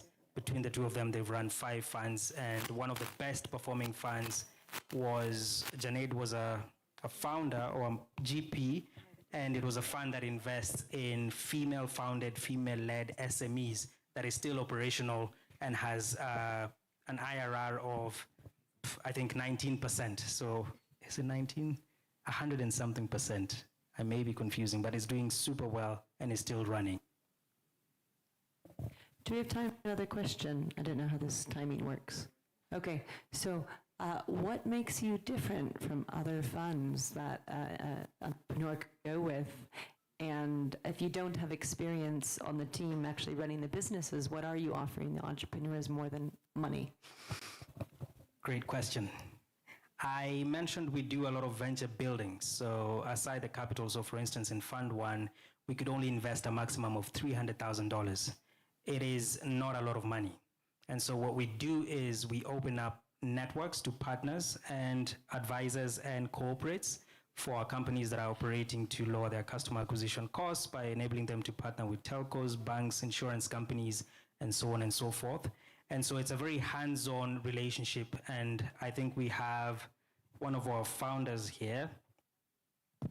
He's left. But essentially, over and above the capital, for instance, practically what that means is we are investing in tech-driven ventures, so they have a lot of tech spend. In Fund 2, all our founders have, for every dollar we invest, we have another $4 invested in venture building support. And that looks like partnerships with Google, AWS, Salesforce, HubSpot. And in total, for credits, we have our founders getting, as of the last audited report, we had $1.2 million worth of tech credits available to all our founders. So once we invest in you the capital, then there's the credit part to help you with your tech build, but also through our LP community. I mentioned we now have over 400 LPs who are serial entrepreneurs and who are industry executives in industries that a lot of our founders are innovating and building in. And so whether it's expanding into markets like Europe, the US, or Asia, we have a pool of expertise that we unlock for our founders. And of course, one of the other bigger things we do is ensuring that they have the relationships with follow-on investors at the early growth and growth stage, so that when we get them to that Series A round ready, they have, the Patex, the AfricInvest, and all the other bigger funds that can look at them and consider them for investments. So it's a pipeline from when we invest, we handhold, and we ensure that they succeed. Because if they do, we succeed, and we are able to return capital to our LPs. Thank you for your question. Thank you very much, Michael. A better round of applause for Michael. Thank you. On to our next pitch. We have Maxim Bayan, partner Catalyst Fund, co-founder Africa, The Big Deal. A round of applause for Maxim. We'll keep it short. Hi everyone. I didn't know I was going to pitch today. So very quickly on Catalyst Fund, we are early stage VC fund and accelerator focused on climate adaptation and resilience across Africa. We're actually the most active early stage climate tech investor across the continent. We've already invested in 27 companies, including Farm to Feed that you have heard earlier, Claire, which we found is quite amazing. The fund is $40 million. We are 2/3 of the way to get to this target in terms of fundraising, which means we have been able to already start deploy for the past 3 years. The specificity of the fund is that we don't just deploy cash, we also invest human capital through what we call venture building. That's basically in every single pre-seed ticket we do, let's say about $200,000, there is a pocket of $50,000 that goes just for venture building. And that translates into 300 to 400 hours of work we do with the founders. We have a dedicated team doing just that. All of them are former entrepreneurs themselves. And we help the founders with their product, their tech, their sales strategy, marketing strategy, board governance, and so on. So basically all the stuff that are extremely important but not urgent. That's what we focus on. It helps us to de-risk our investments and also identify which companies we want to double down into at seed and Series A, because most of the capital of the fund is allocated for loan investments. Actually, 75% of the fund is for that.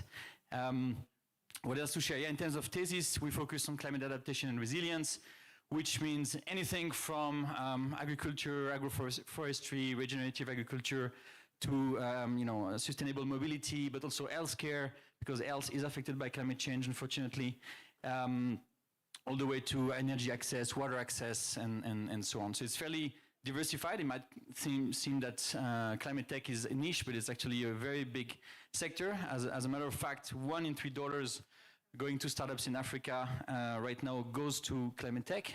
So we're very happy to be one of the pioneers in this field. And yeah, as I said, 27 companies across 9 countries so far, completely Pan-African. And the great thing is that we started to already reinvest in a number of these companies. So we have actually reinvested in 7 out of the 27 companies through their seed and Series A. And yeah, I'll pause here, leave time for questions. Thank you.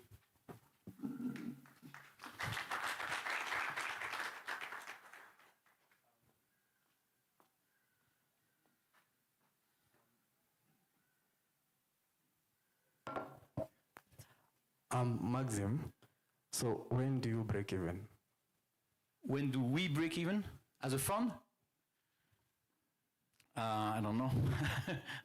We'll talk about it at the end of the fund life. No, I mean, so like most funds, we're targeting a fairly high IRR. But what I would like to double down on is that, you know, in the VC space, there's the power law, right? I mean, especially at early stage, you do the spray and pray. You hope that 1 out of your 20 companies or 40 companies will get to unicorn status, and that will return the entire fund. That's not our strategy. And I don't think this strategy can work across the region where we work. So we invest in very diversified pool of companies, you know, different models, different geographies, a mix of asset light and asset heavy. And that, I think, is what makes the strength of the portfolio. And so our bet is not that just 1 or 2 companies will go to, you know, 100x. Our bet is that, you know, maybe 10, 15 of them will go to 5, 10x. And that's really our approach to performance in the fund. So, you know, some of the companies that we have in the portfolio, one might say, well, this is not exactly startups, maybe it's an SME. And that's the case, especially in the agriculture space. And that's completely fine. We're happy to invest at this border. Actually, most of our top performing companies are very much grounded in what we would call the real economy, you know, so they're building machines, they have warehouses, they have trucks, they're moving goods, they're moving people. You know, that's the kind of companies we want to back. So we're not afraid of assets heavy stuff, and actually the assets heavy companies in the portfolio are performing really well. Yeah, question on, great to hear it's not just about unicorns, but the E word, exits, you know, how do you help prepare those companies since you start so early with them? And are you always starting that early, or do you actually invest into, say, Series B or something if you didn't go in a seed run? Yeah, great question. So on exit, so yes, we do go in very early. As a matter of fact, we are often the first check, sometimes the only check at pre-seed. That was the case for most of these 27 companies, which allows us to also enter at a very low valuation. And we try to be very disciplined around that. And I think, unfortunately, there's a little bit too much inflationary tendency in the ecosystem when it comes to valuation. So we try to keep this low so that, you know, there's actually room for exits. And our strategy is to exit, you know, either at Series A or B through secondary sales. You know, these are happening actually quite a lot. They're not talked too much about, but they happen a lot. And then the other option, of course, is through acquisitions. We have already a number of our portfolio companies who are in talks with, you know, corporates. It can be suppliers, it can be current partners. So that's really the route. I would love to add IPO to this list. I don't know if it's realistic for such an early stage fund, knowing that the timeline to IPO is usually 10, 15 years. So yeah, but we never know. I know we have some founders who have this ambition at least. To your other questions, yes, we always come in very early at pre-seed, and no, we don't enter at Series B from the beginning. Our sort of DNA is really to work with founders at the beginning through this venture building support. That's where we're strong at. There are other investors who are much stronger at later stage, so we try to focus on our strengths. So yeah, we always enter at pre-seed, but then we can put a lot more money at seed and Series A in these companies that we're already invested into.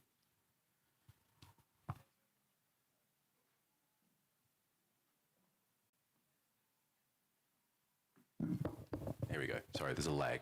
Right, so same two questions. First one, same again about team. In particular, you've emphasized how your venture building and support differentiates you. So it'd be great if you can talk about the members of the team or entrepreneurs in residence that you bring in who've built companies before. And then just on process and speed. These small checks can be very meaningful if they're fast.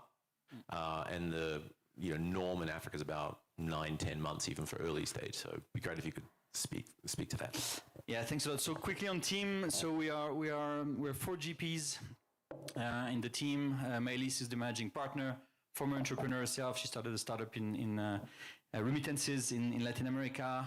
Myself, also a bit of an entrepreneur hat with the Africa the Big Deal that I'm sure some of you know. Toyin, who has been actually in the ecosystem for also quite a while, former Novastar, former Sahel Capital, Acumen as well. So he's been also very active in this space. Fourth one is Amolo, who is also the CEO of, the chairman of BFA. And is actually one of the founders of a very early stage internet company in Kenya in the 90s that was actually acquired by Telcom. So that was actually a good exit story there. So yes, as you can see, we all have a bit of entrepreneur DNA, and actually all the venture building team who works with startups are former entrepreneurs themselves. One of them, Ken, for instance, has been the co-founder of the first startup in Africa that got to YC. So there's definitely this DNA that we try to keep and maintain in the team, and that helps us create proximity with the founders. To your second question, remind me what it was again? Process and speed. Yes. So we try to be fast. I mean, we do small checks, as you said. Our process is, I would say, from the first conversation to the check, it can be anywhere between 2 months and 6 months, depending on a number of factors. It's not always on our side, by the way. Sometimes the process are also taking a bit longer on the founder side. But yeah, we try to be fast, and more importantly, we also try, as the name says it, to be catalytic. We try to bring other investors along the way. We're happy to be pioneer and to take the first risk, but we like to bring other investors on board with us. So that's something that we cultivate a lot. We have a network of 200 co-investors that we engage with quite a lot. And that's really, I think, another strong thing that we do in the team. Yeah. Thank you. A better round of applause. Thank you. On to our last VC reverse pitch. We have Idris Ayodeji Bello, founding partner, Lofty in Capital Management. A round of applause. Good evening. 200 investments, 4 unicorns, 14 exits across 25 African markets.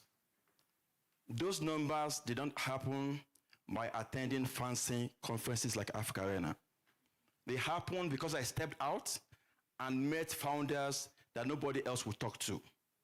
14 years ago in Lagos, I met a young man, 19 years old, who had a thesis that talent is universal, but opportunity is not.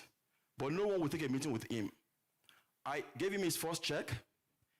That founder's name is E. Aboyeji. That company is Andela, and that earned me an 100x exit. Over the next few minutes, I will tell you who we are, what we offer, and what we're looking for. My name is Idris Bello, founding partner at Lofty in Capital, an early-stage Pan-African venture firm built for this market, for this continent, and for this moment. We have backed companies like Flutterwave, Andela, Move, Reliance Health, and many more, and Wave, names that you hear of now before anyone heard about them. We have offices in Lagos, in Cairo, in Nairobi, and Abidjan, real teams on the ground. We have 3 GPs who are ex-founders and ex-angels themselves. I have an engineering background, failed my first startup, and sold the second one. And thereafter founded the largest angel network on the continent, the AfricArena Angels Group, and also co-founded the Lagos Angel Network. Kevin Simons, my second GP, has a background in failing companies. He knows 1,000 ways that companies can fail, and that helps our companies not to fail. He has a background in civil engineering and was in the Navy. Mariam Kamel, based out of Egypt, and Kevin is here in Nairobi. Mariam Kamel in Egypt is an ex-investment banker and a founder herself, who sold our previous company and ran the American University Angels Network. She led the first deal into MNT Harlan, which is a big unicorn in Egypt now. The rest of our team are ex-founders, ex-angels. What do we offer? We realize that capital is across the board. But when you come to Lofty Inc., when you get our check, you get access immediately to 25 African markets. You get access to real relationships we have built and cultivated over the past 15 years, not LinkedIn connections. You get access to our network of angel networks, of DFIs, of sovereign wealth funds, of banks, of telcos, of consulting companies. That's what you get access to. What are we looking for? We have just completed the raise of a $60 million fund, our third fund. We are focused on the seed to Series A stage. Our sweet spot is pre-Series A. We're writing checks between $1 to $2 million at entry, and we'll follow on in our best companies. But what do you get when you get a check from us? You get founders who have navigated the same regulatory landscape you are facing, who have faced the same currency headaches, the same infrastructural gaps. You get founders who have walked in your shoes, who understand the loneliness of it, the pressure of it, and who stand up every day to work with you and to co-build with you. We don't write checks and walk back. We stay there and work with you. Who are we looking for? We're looking for founders who are truly in the problem, not theorizing from a distance. They live the problem, they understand the problem across multiple sectors on the continent: financial services, logistics, edtech. In fact, any sector that the continent cannot do without. That is what we're looking for today. And we understand that we are choosing you in as much as you're also choosing us. And that's why when we come to you, we show you what we can do. We stand up every day and pick up your call and place a call to everybody you need. We have been in the rooms where you need to be, and we'll get you into those rooms. Like I said, we're now writing tickets out of our new $60 million fund, and we're looking for founders who can walk the talk, who can build the companies that Africa needs. In closing, I am here in Nairobi to look for companies that Africa cannot imagine surviving without. Maybe that is you. Thank you.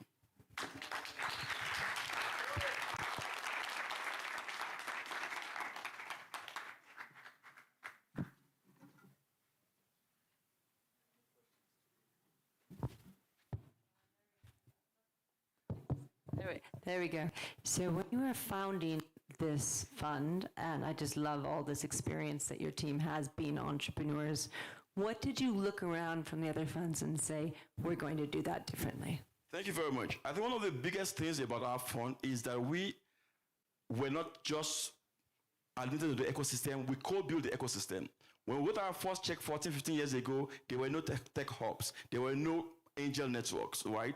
And so we started out firstly building tech hubs. We founded the Innovation Hub in Nigeria and co-founded the AfriLab network of hubs. And then we realized people need to seed the companies. And then we founded AfricArena Angel Networks and the Lagos Angel Network. Then we realized these companies were getting pre-seed, but they could not graduate to Series A. And then we stepped in now to bridge that gap between seed and Series A. Because now you have the big funds who can write big checks, you have the angels who can write the small checks, but you need someone who has experience as founders who can write those checks, but also take them, get them their first CFO hire, get them their next funding, get them people to actually co-build with them. And that is the gap that we feel today.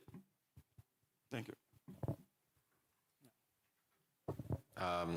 So perhaps I missed it, sorry, just your typical process and speed, and how much of the entrepreneur's time do you take to arrive at a decision?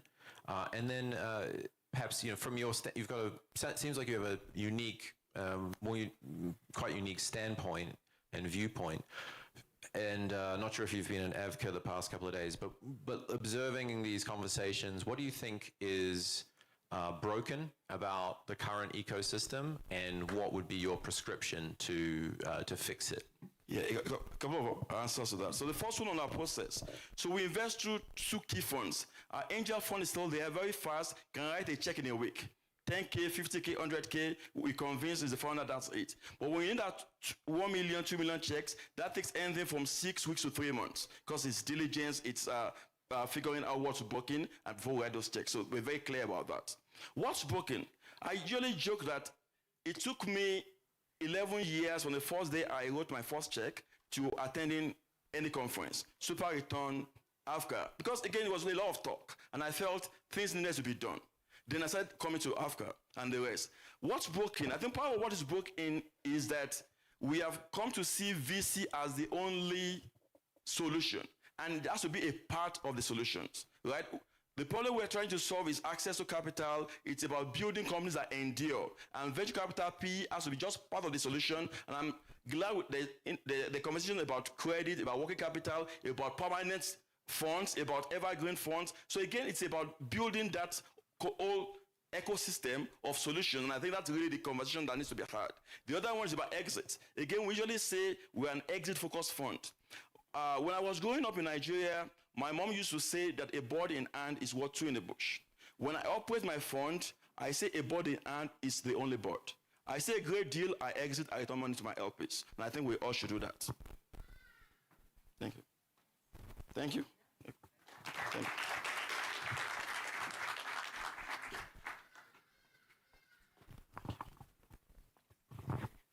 Thank you so much, Idris. That marks the last pitch of this, is it afternoon, is it evening, of this evening. Thank you so much for being such a wonderful audience for that. And thank you so much to our judges for listening in. Now we're going to the climax of the event, the awarding ceremony. But before then, I'd like Dan to give us a little bit of a warm-up. Can we all stand up to usher in the awarding ceremony? Kindly. Right, let's stretch a bit. Ooh, that's nice. We're going to do the dance we did yesterday. For those who were not here yesterday, we did a little cute dance. It's not really technical, so I'm sure most of us are gonna hack it, okay? So we start by starting the engine of a car like this. Okay, like this. And then we press on the fuel like this. Like this. No, with our hand. Everything here is all about the hands, okay? So we press on the floor like this, and then we throw in our right hand on the right side, and then throw in our left hand on the left side. And then we dance a little bit, 1, 2, 3 on the side, and then 1, 2, 3 on the side. Did we get that? It's not that technical, is it? Okay, fine. So if done, you're okay, we can. So if you hear in ching ching ching, that means we're starting the engine. Okay? Then boom boom means you're pressing on the fuel. And then this, 1, 2, 3, 1, 2, 3, right? Are we okay? Okay, fine, done.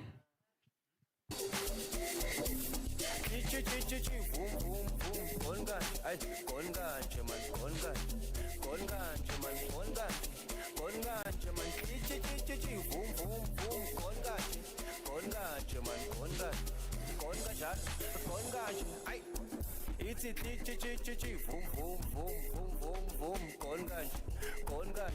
gonganje ay gongajana ay boom boom boom gonganje Thank you. I can see Tendai and the South African queens are like, yeah, that is hitting home.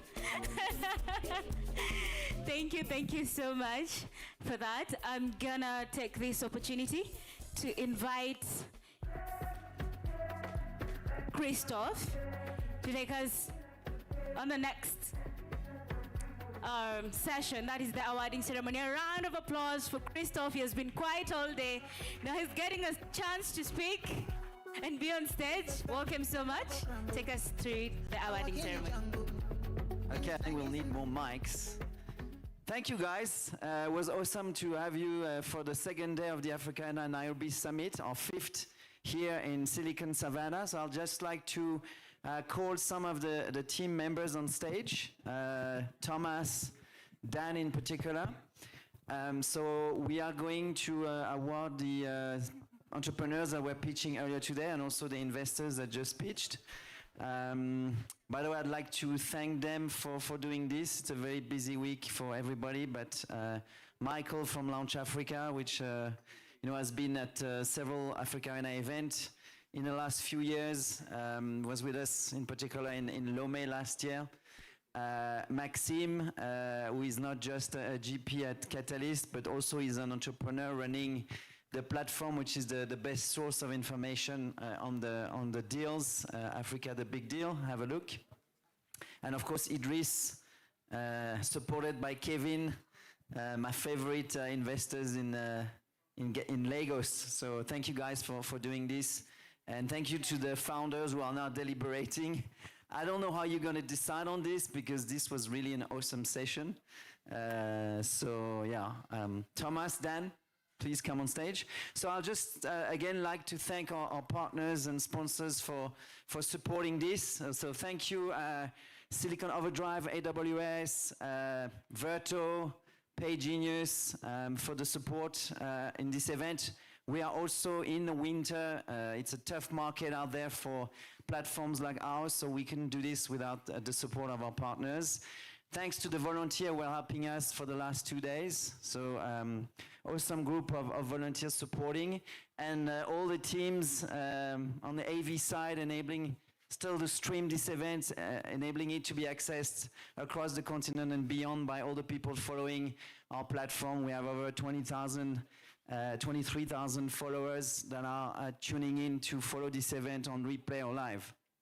So I think I'm done with the thank you. Obviously, thanking all the team members that are here, Naniki, other than Sarah, Thomas and Dan, but Naniki and Tendai were here. So Tendai, our social media manager, she's over there, she's over here, thank you, telling the story. First time outside of South Africa. So how was the experience? Awesome, you loved it. And she was also partying at night, so I'm sure you made a lot of friends. And then Nikki, same thing, first time outside of South Africa. I think she loved it. So I think it's time to announce the results, right, Dan? So what are we announcing? Where do we start? Oh, Thomas, do you want to do it? So Thomas is really your baby, especially this climate day. And Thomas is a program manager. He runs FSAT Lab, the French South African Tech Labs incubator in Cape Town. We've just launched a new climate tech program, Terra Foundry. You want to talk about it quickly? Even if it's South Africa focused, and maybe your experience here for the last few years in climate in Africa. Yeah, I joined AfricArena in 2022. At that time, climate tech was emerging in Africa. It made headlines across the world. I think the biggest investment was Climeworks at $1 billion. So kind of pushed climate tech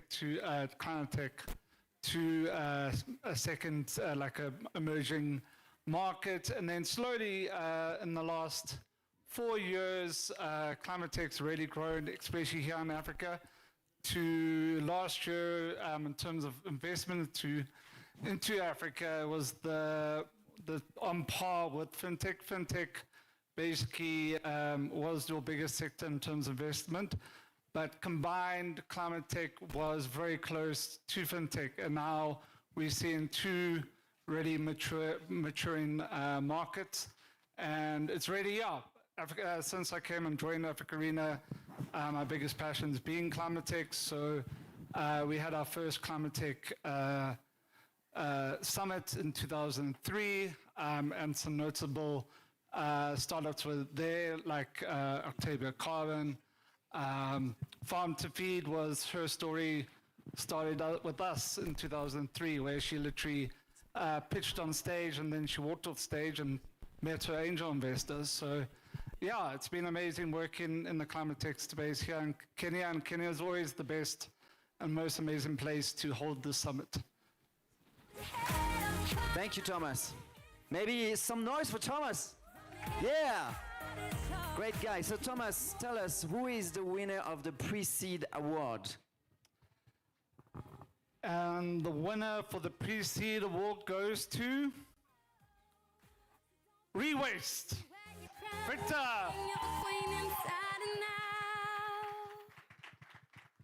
Hey, you in the corner shaking in those boots. You know one or two. So, do you have any words, Victor? Thank you so much. Winning this award today, I dedicate it to the students who are out there, who are continuously giving hope to go to school, giving them the motivation to keep pushing, to access the education, and to keep on becoming the change. I dedicate this award to them. Thank you.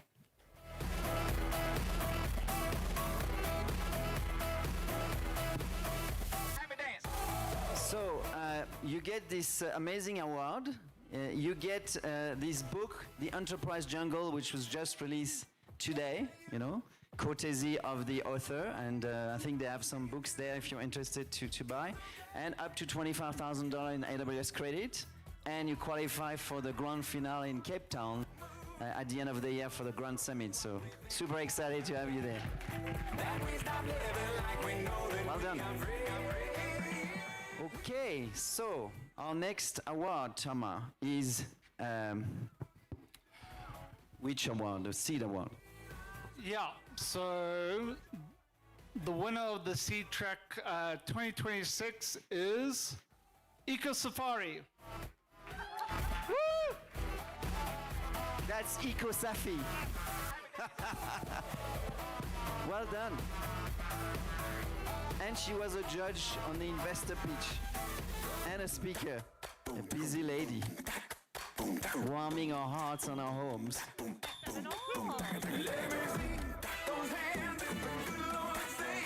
My gosh, thank you, everyone. I totally didn't see this one coming, but this has been just the most fun event over 2 days with the best energy, and I'm just honored to be included in this community. Thank you all, and this is really, it means more to me than you will possibly know. Thank you so much.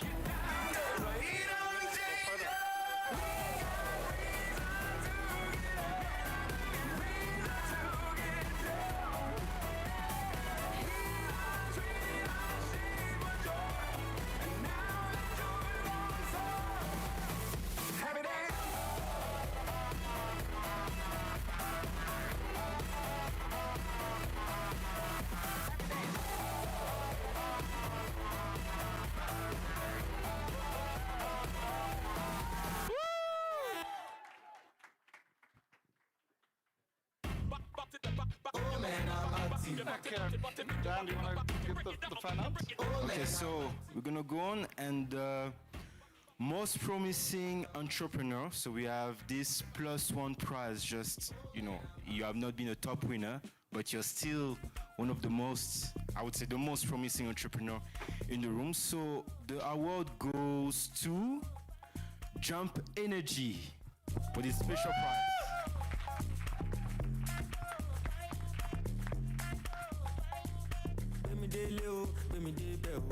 Too short to my baby debut. Too sure you were gonna debut. Straightforward and no get to kill. Yeah, you could say, 247 me a day, you know, strong, you did for day kill. Mumbo no, me day, can't do. Yeah, thanks everyone for the award. I think for us as Jump Energy, we're looking forward to a future where financials can actually make lending decisions based on data and good analytics. So yeah, let's support the EV space, the e-mobility space. Looking forward to actually the 44,000 numbers in 2030, and we will be the bedrock of it. Thank you.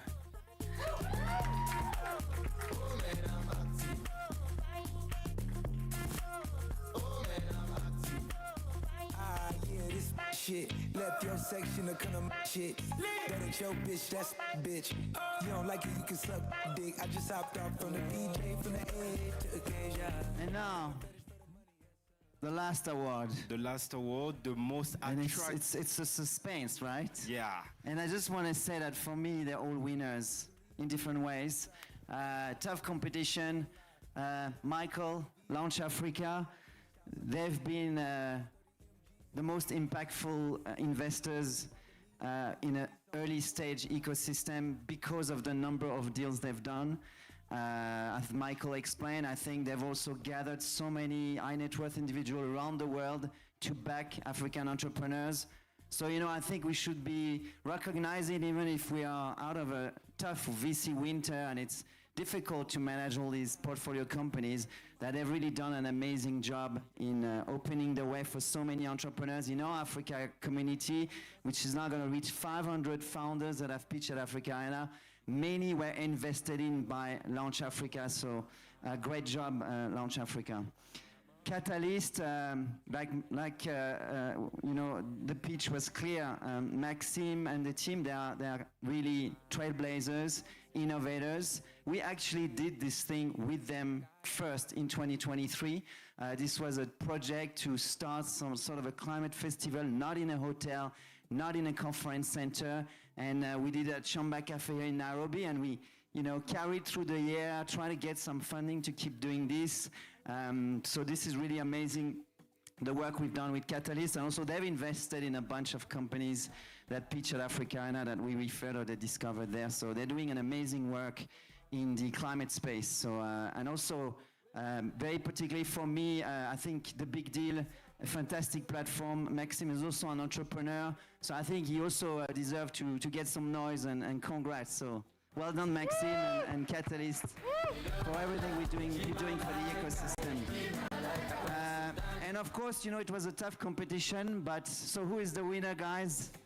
I think the judge have had a very tough job, but... It was very tight in terms of scores. You were all attracted as investors, but the winner is Lofty Inc. Idris. Kevin.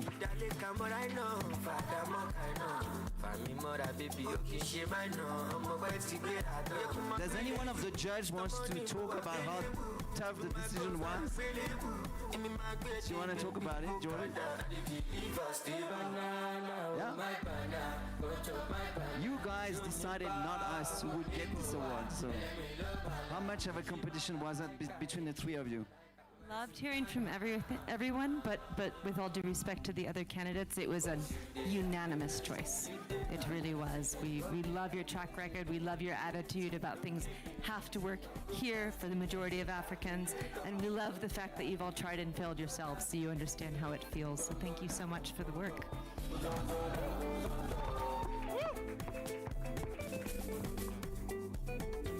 Yeah, I wanted to thank Christoph for the good work they're doing. And I must say, AfricArena is not just a fancy conference, it's an amazing conference. It's a productive conference, right? Exactly. So, but again, great job they're doing and great job by all the founders. And you know what? This is actually very interesting for Kevin and I. 2011, we were co-founders in our first startup, which failed. I still blame him for that. He blames me. But again, we won an award from Dell that year, 2011. And this just reminds me, again, we were much slimmer, right? Back then. But this actually reminds me of, that's 15 years ago, right? And again, we're still together now as GPs doing this. So thank you very much to everybody and good luck to all.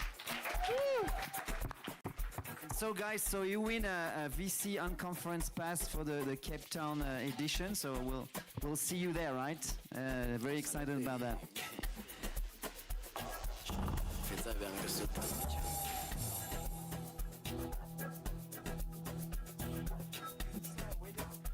We look forward to the 60 million being well deployed. So I think it is a close. Thank you very much. I would like to thank our MC, Diana. Where are you? Where are you, Diana? Yeah, come on stage. I mean, I think I still don't figure out how you get this dance 1 + 2 = 3, whatever. But you're the only MC we've ever had that is so bold to do something like that. But you've been awesome. Thank you very much. Thank you very much for being a very wonderful audience. I hope to see you in the next AfricArena, and I hope to see you in Cape Town too. So yeah, our next event, hopefully, God willing, will be in Amsterdam around super return emerging market. We'll be trying to involve and get new investors to the continent and showcasing some of the startups. So we see you there. Thank you all, you've been awesome, and see you next year in Nairobi. Thank you, guys. Can we call all the winners? All these on stage. All the winners come. Family picture. Family picture for all the winners. I was gonna forget that. So all the startups that got an award, sorry Idris and Kevin, if you can come back on stage for a final picture.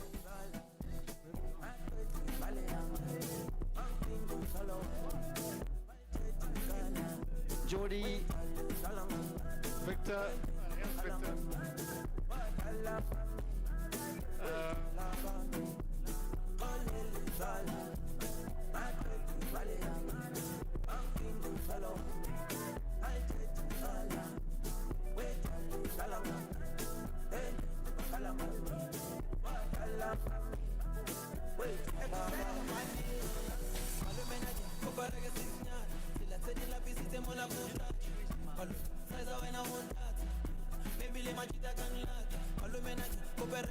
You replace the face.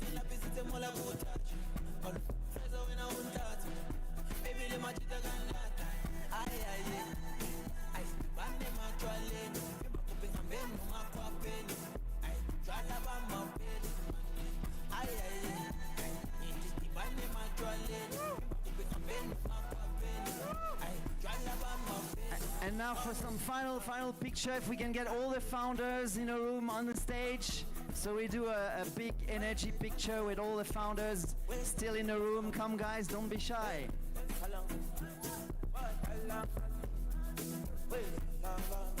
The startups who pitched, all the startups who didn't pitch. Stanley, come for a family picture.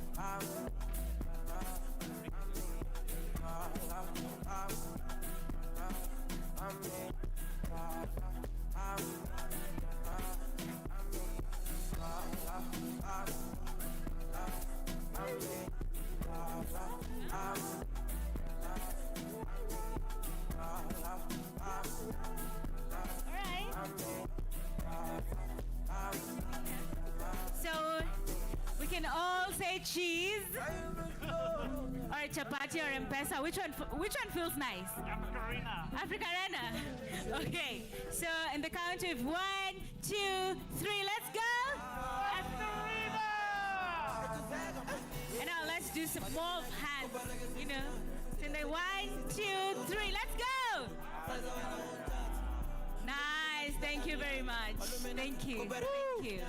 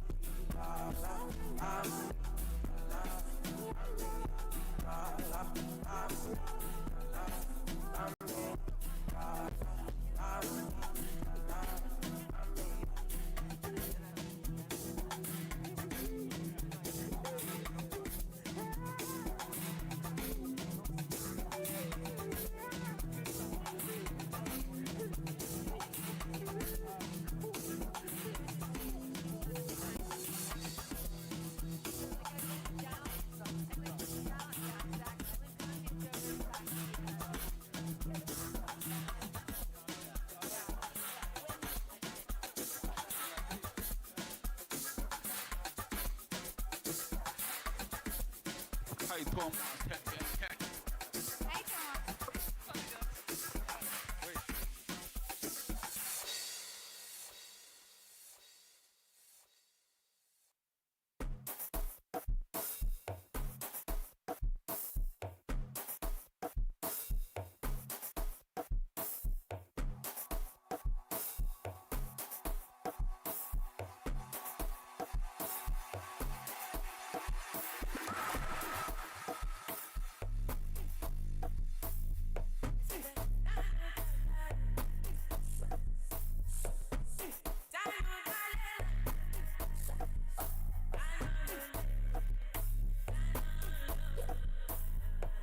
Azunaletate, azunaletate, azunaletate, talutata, azunaletate, azunaletate, azunaletate, ay, talulunola, wala, I don't know what I gotta take that, right up, wari busa, why baka, I don't know what I gotta take that.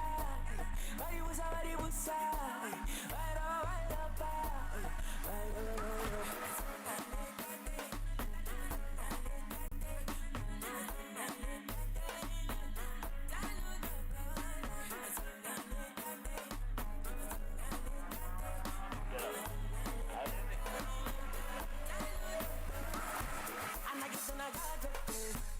I know she like me, and when you're sagalina, cause she mother me, kalise galati me, kiraye na kada she, ay ay ay ay ay ay, and I get to nagaje, I know she like me, and when you're sagalina, cause she mother me, kalise galati me, kiraye na kada she.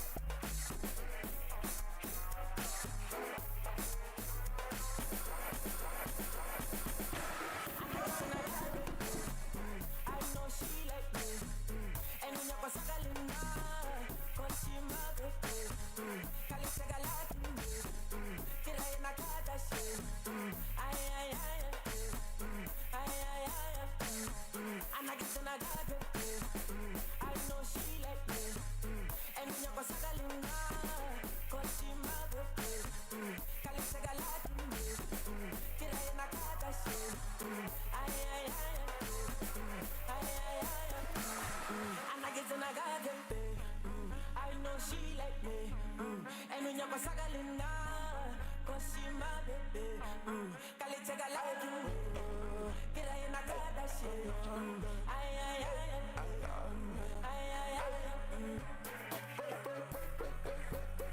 My sister baruye, ate mami no love kwe, saka saka swipe, itengarate, engawangene makale, sebangi vimba sekute.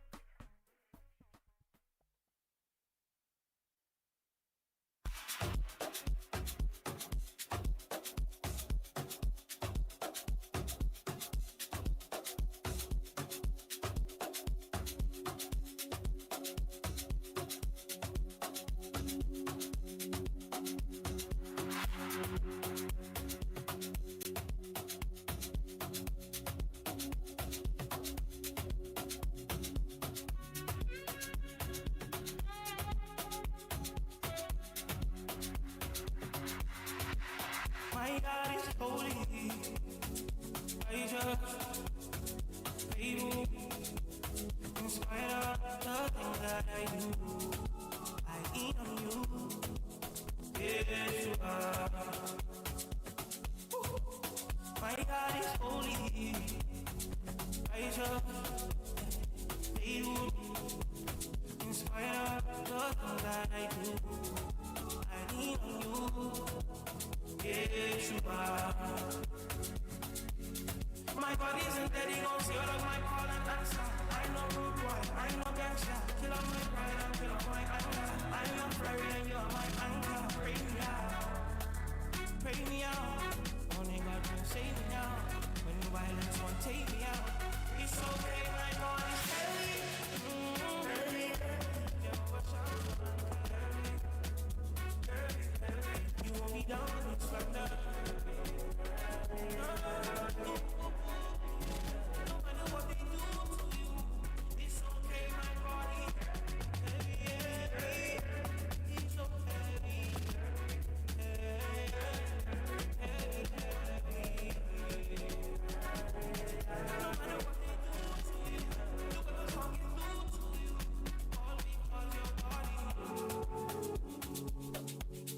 My God is a wonder. Who I stand under to understand. Show me the plan inside your mind.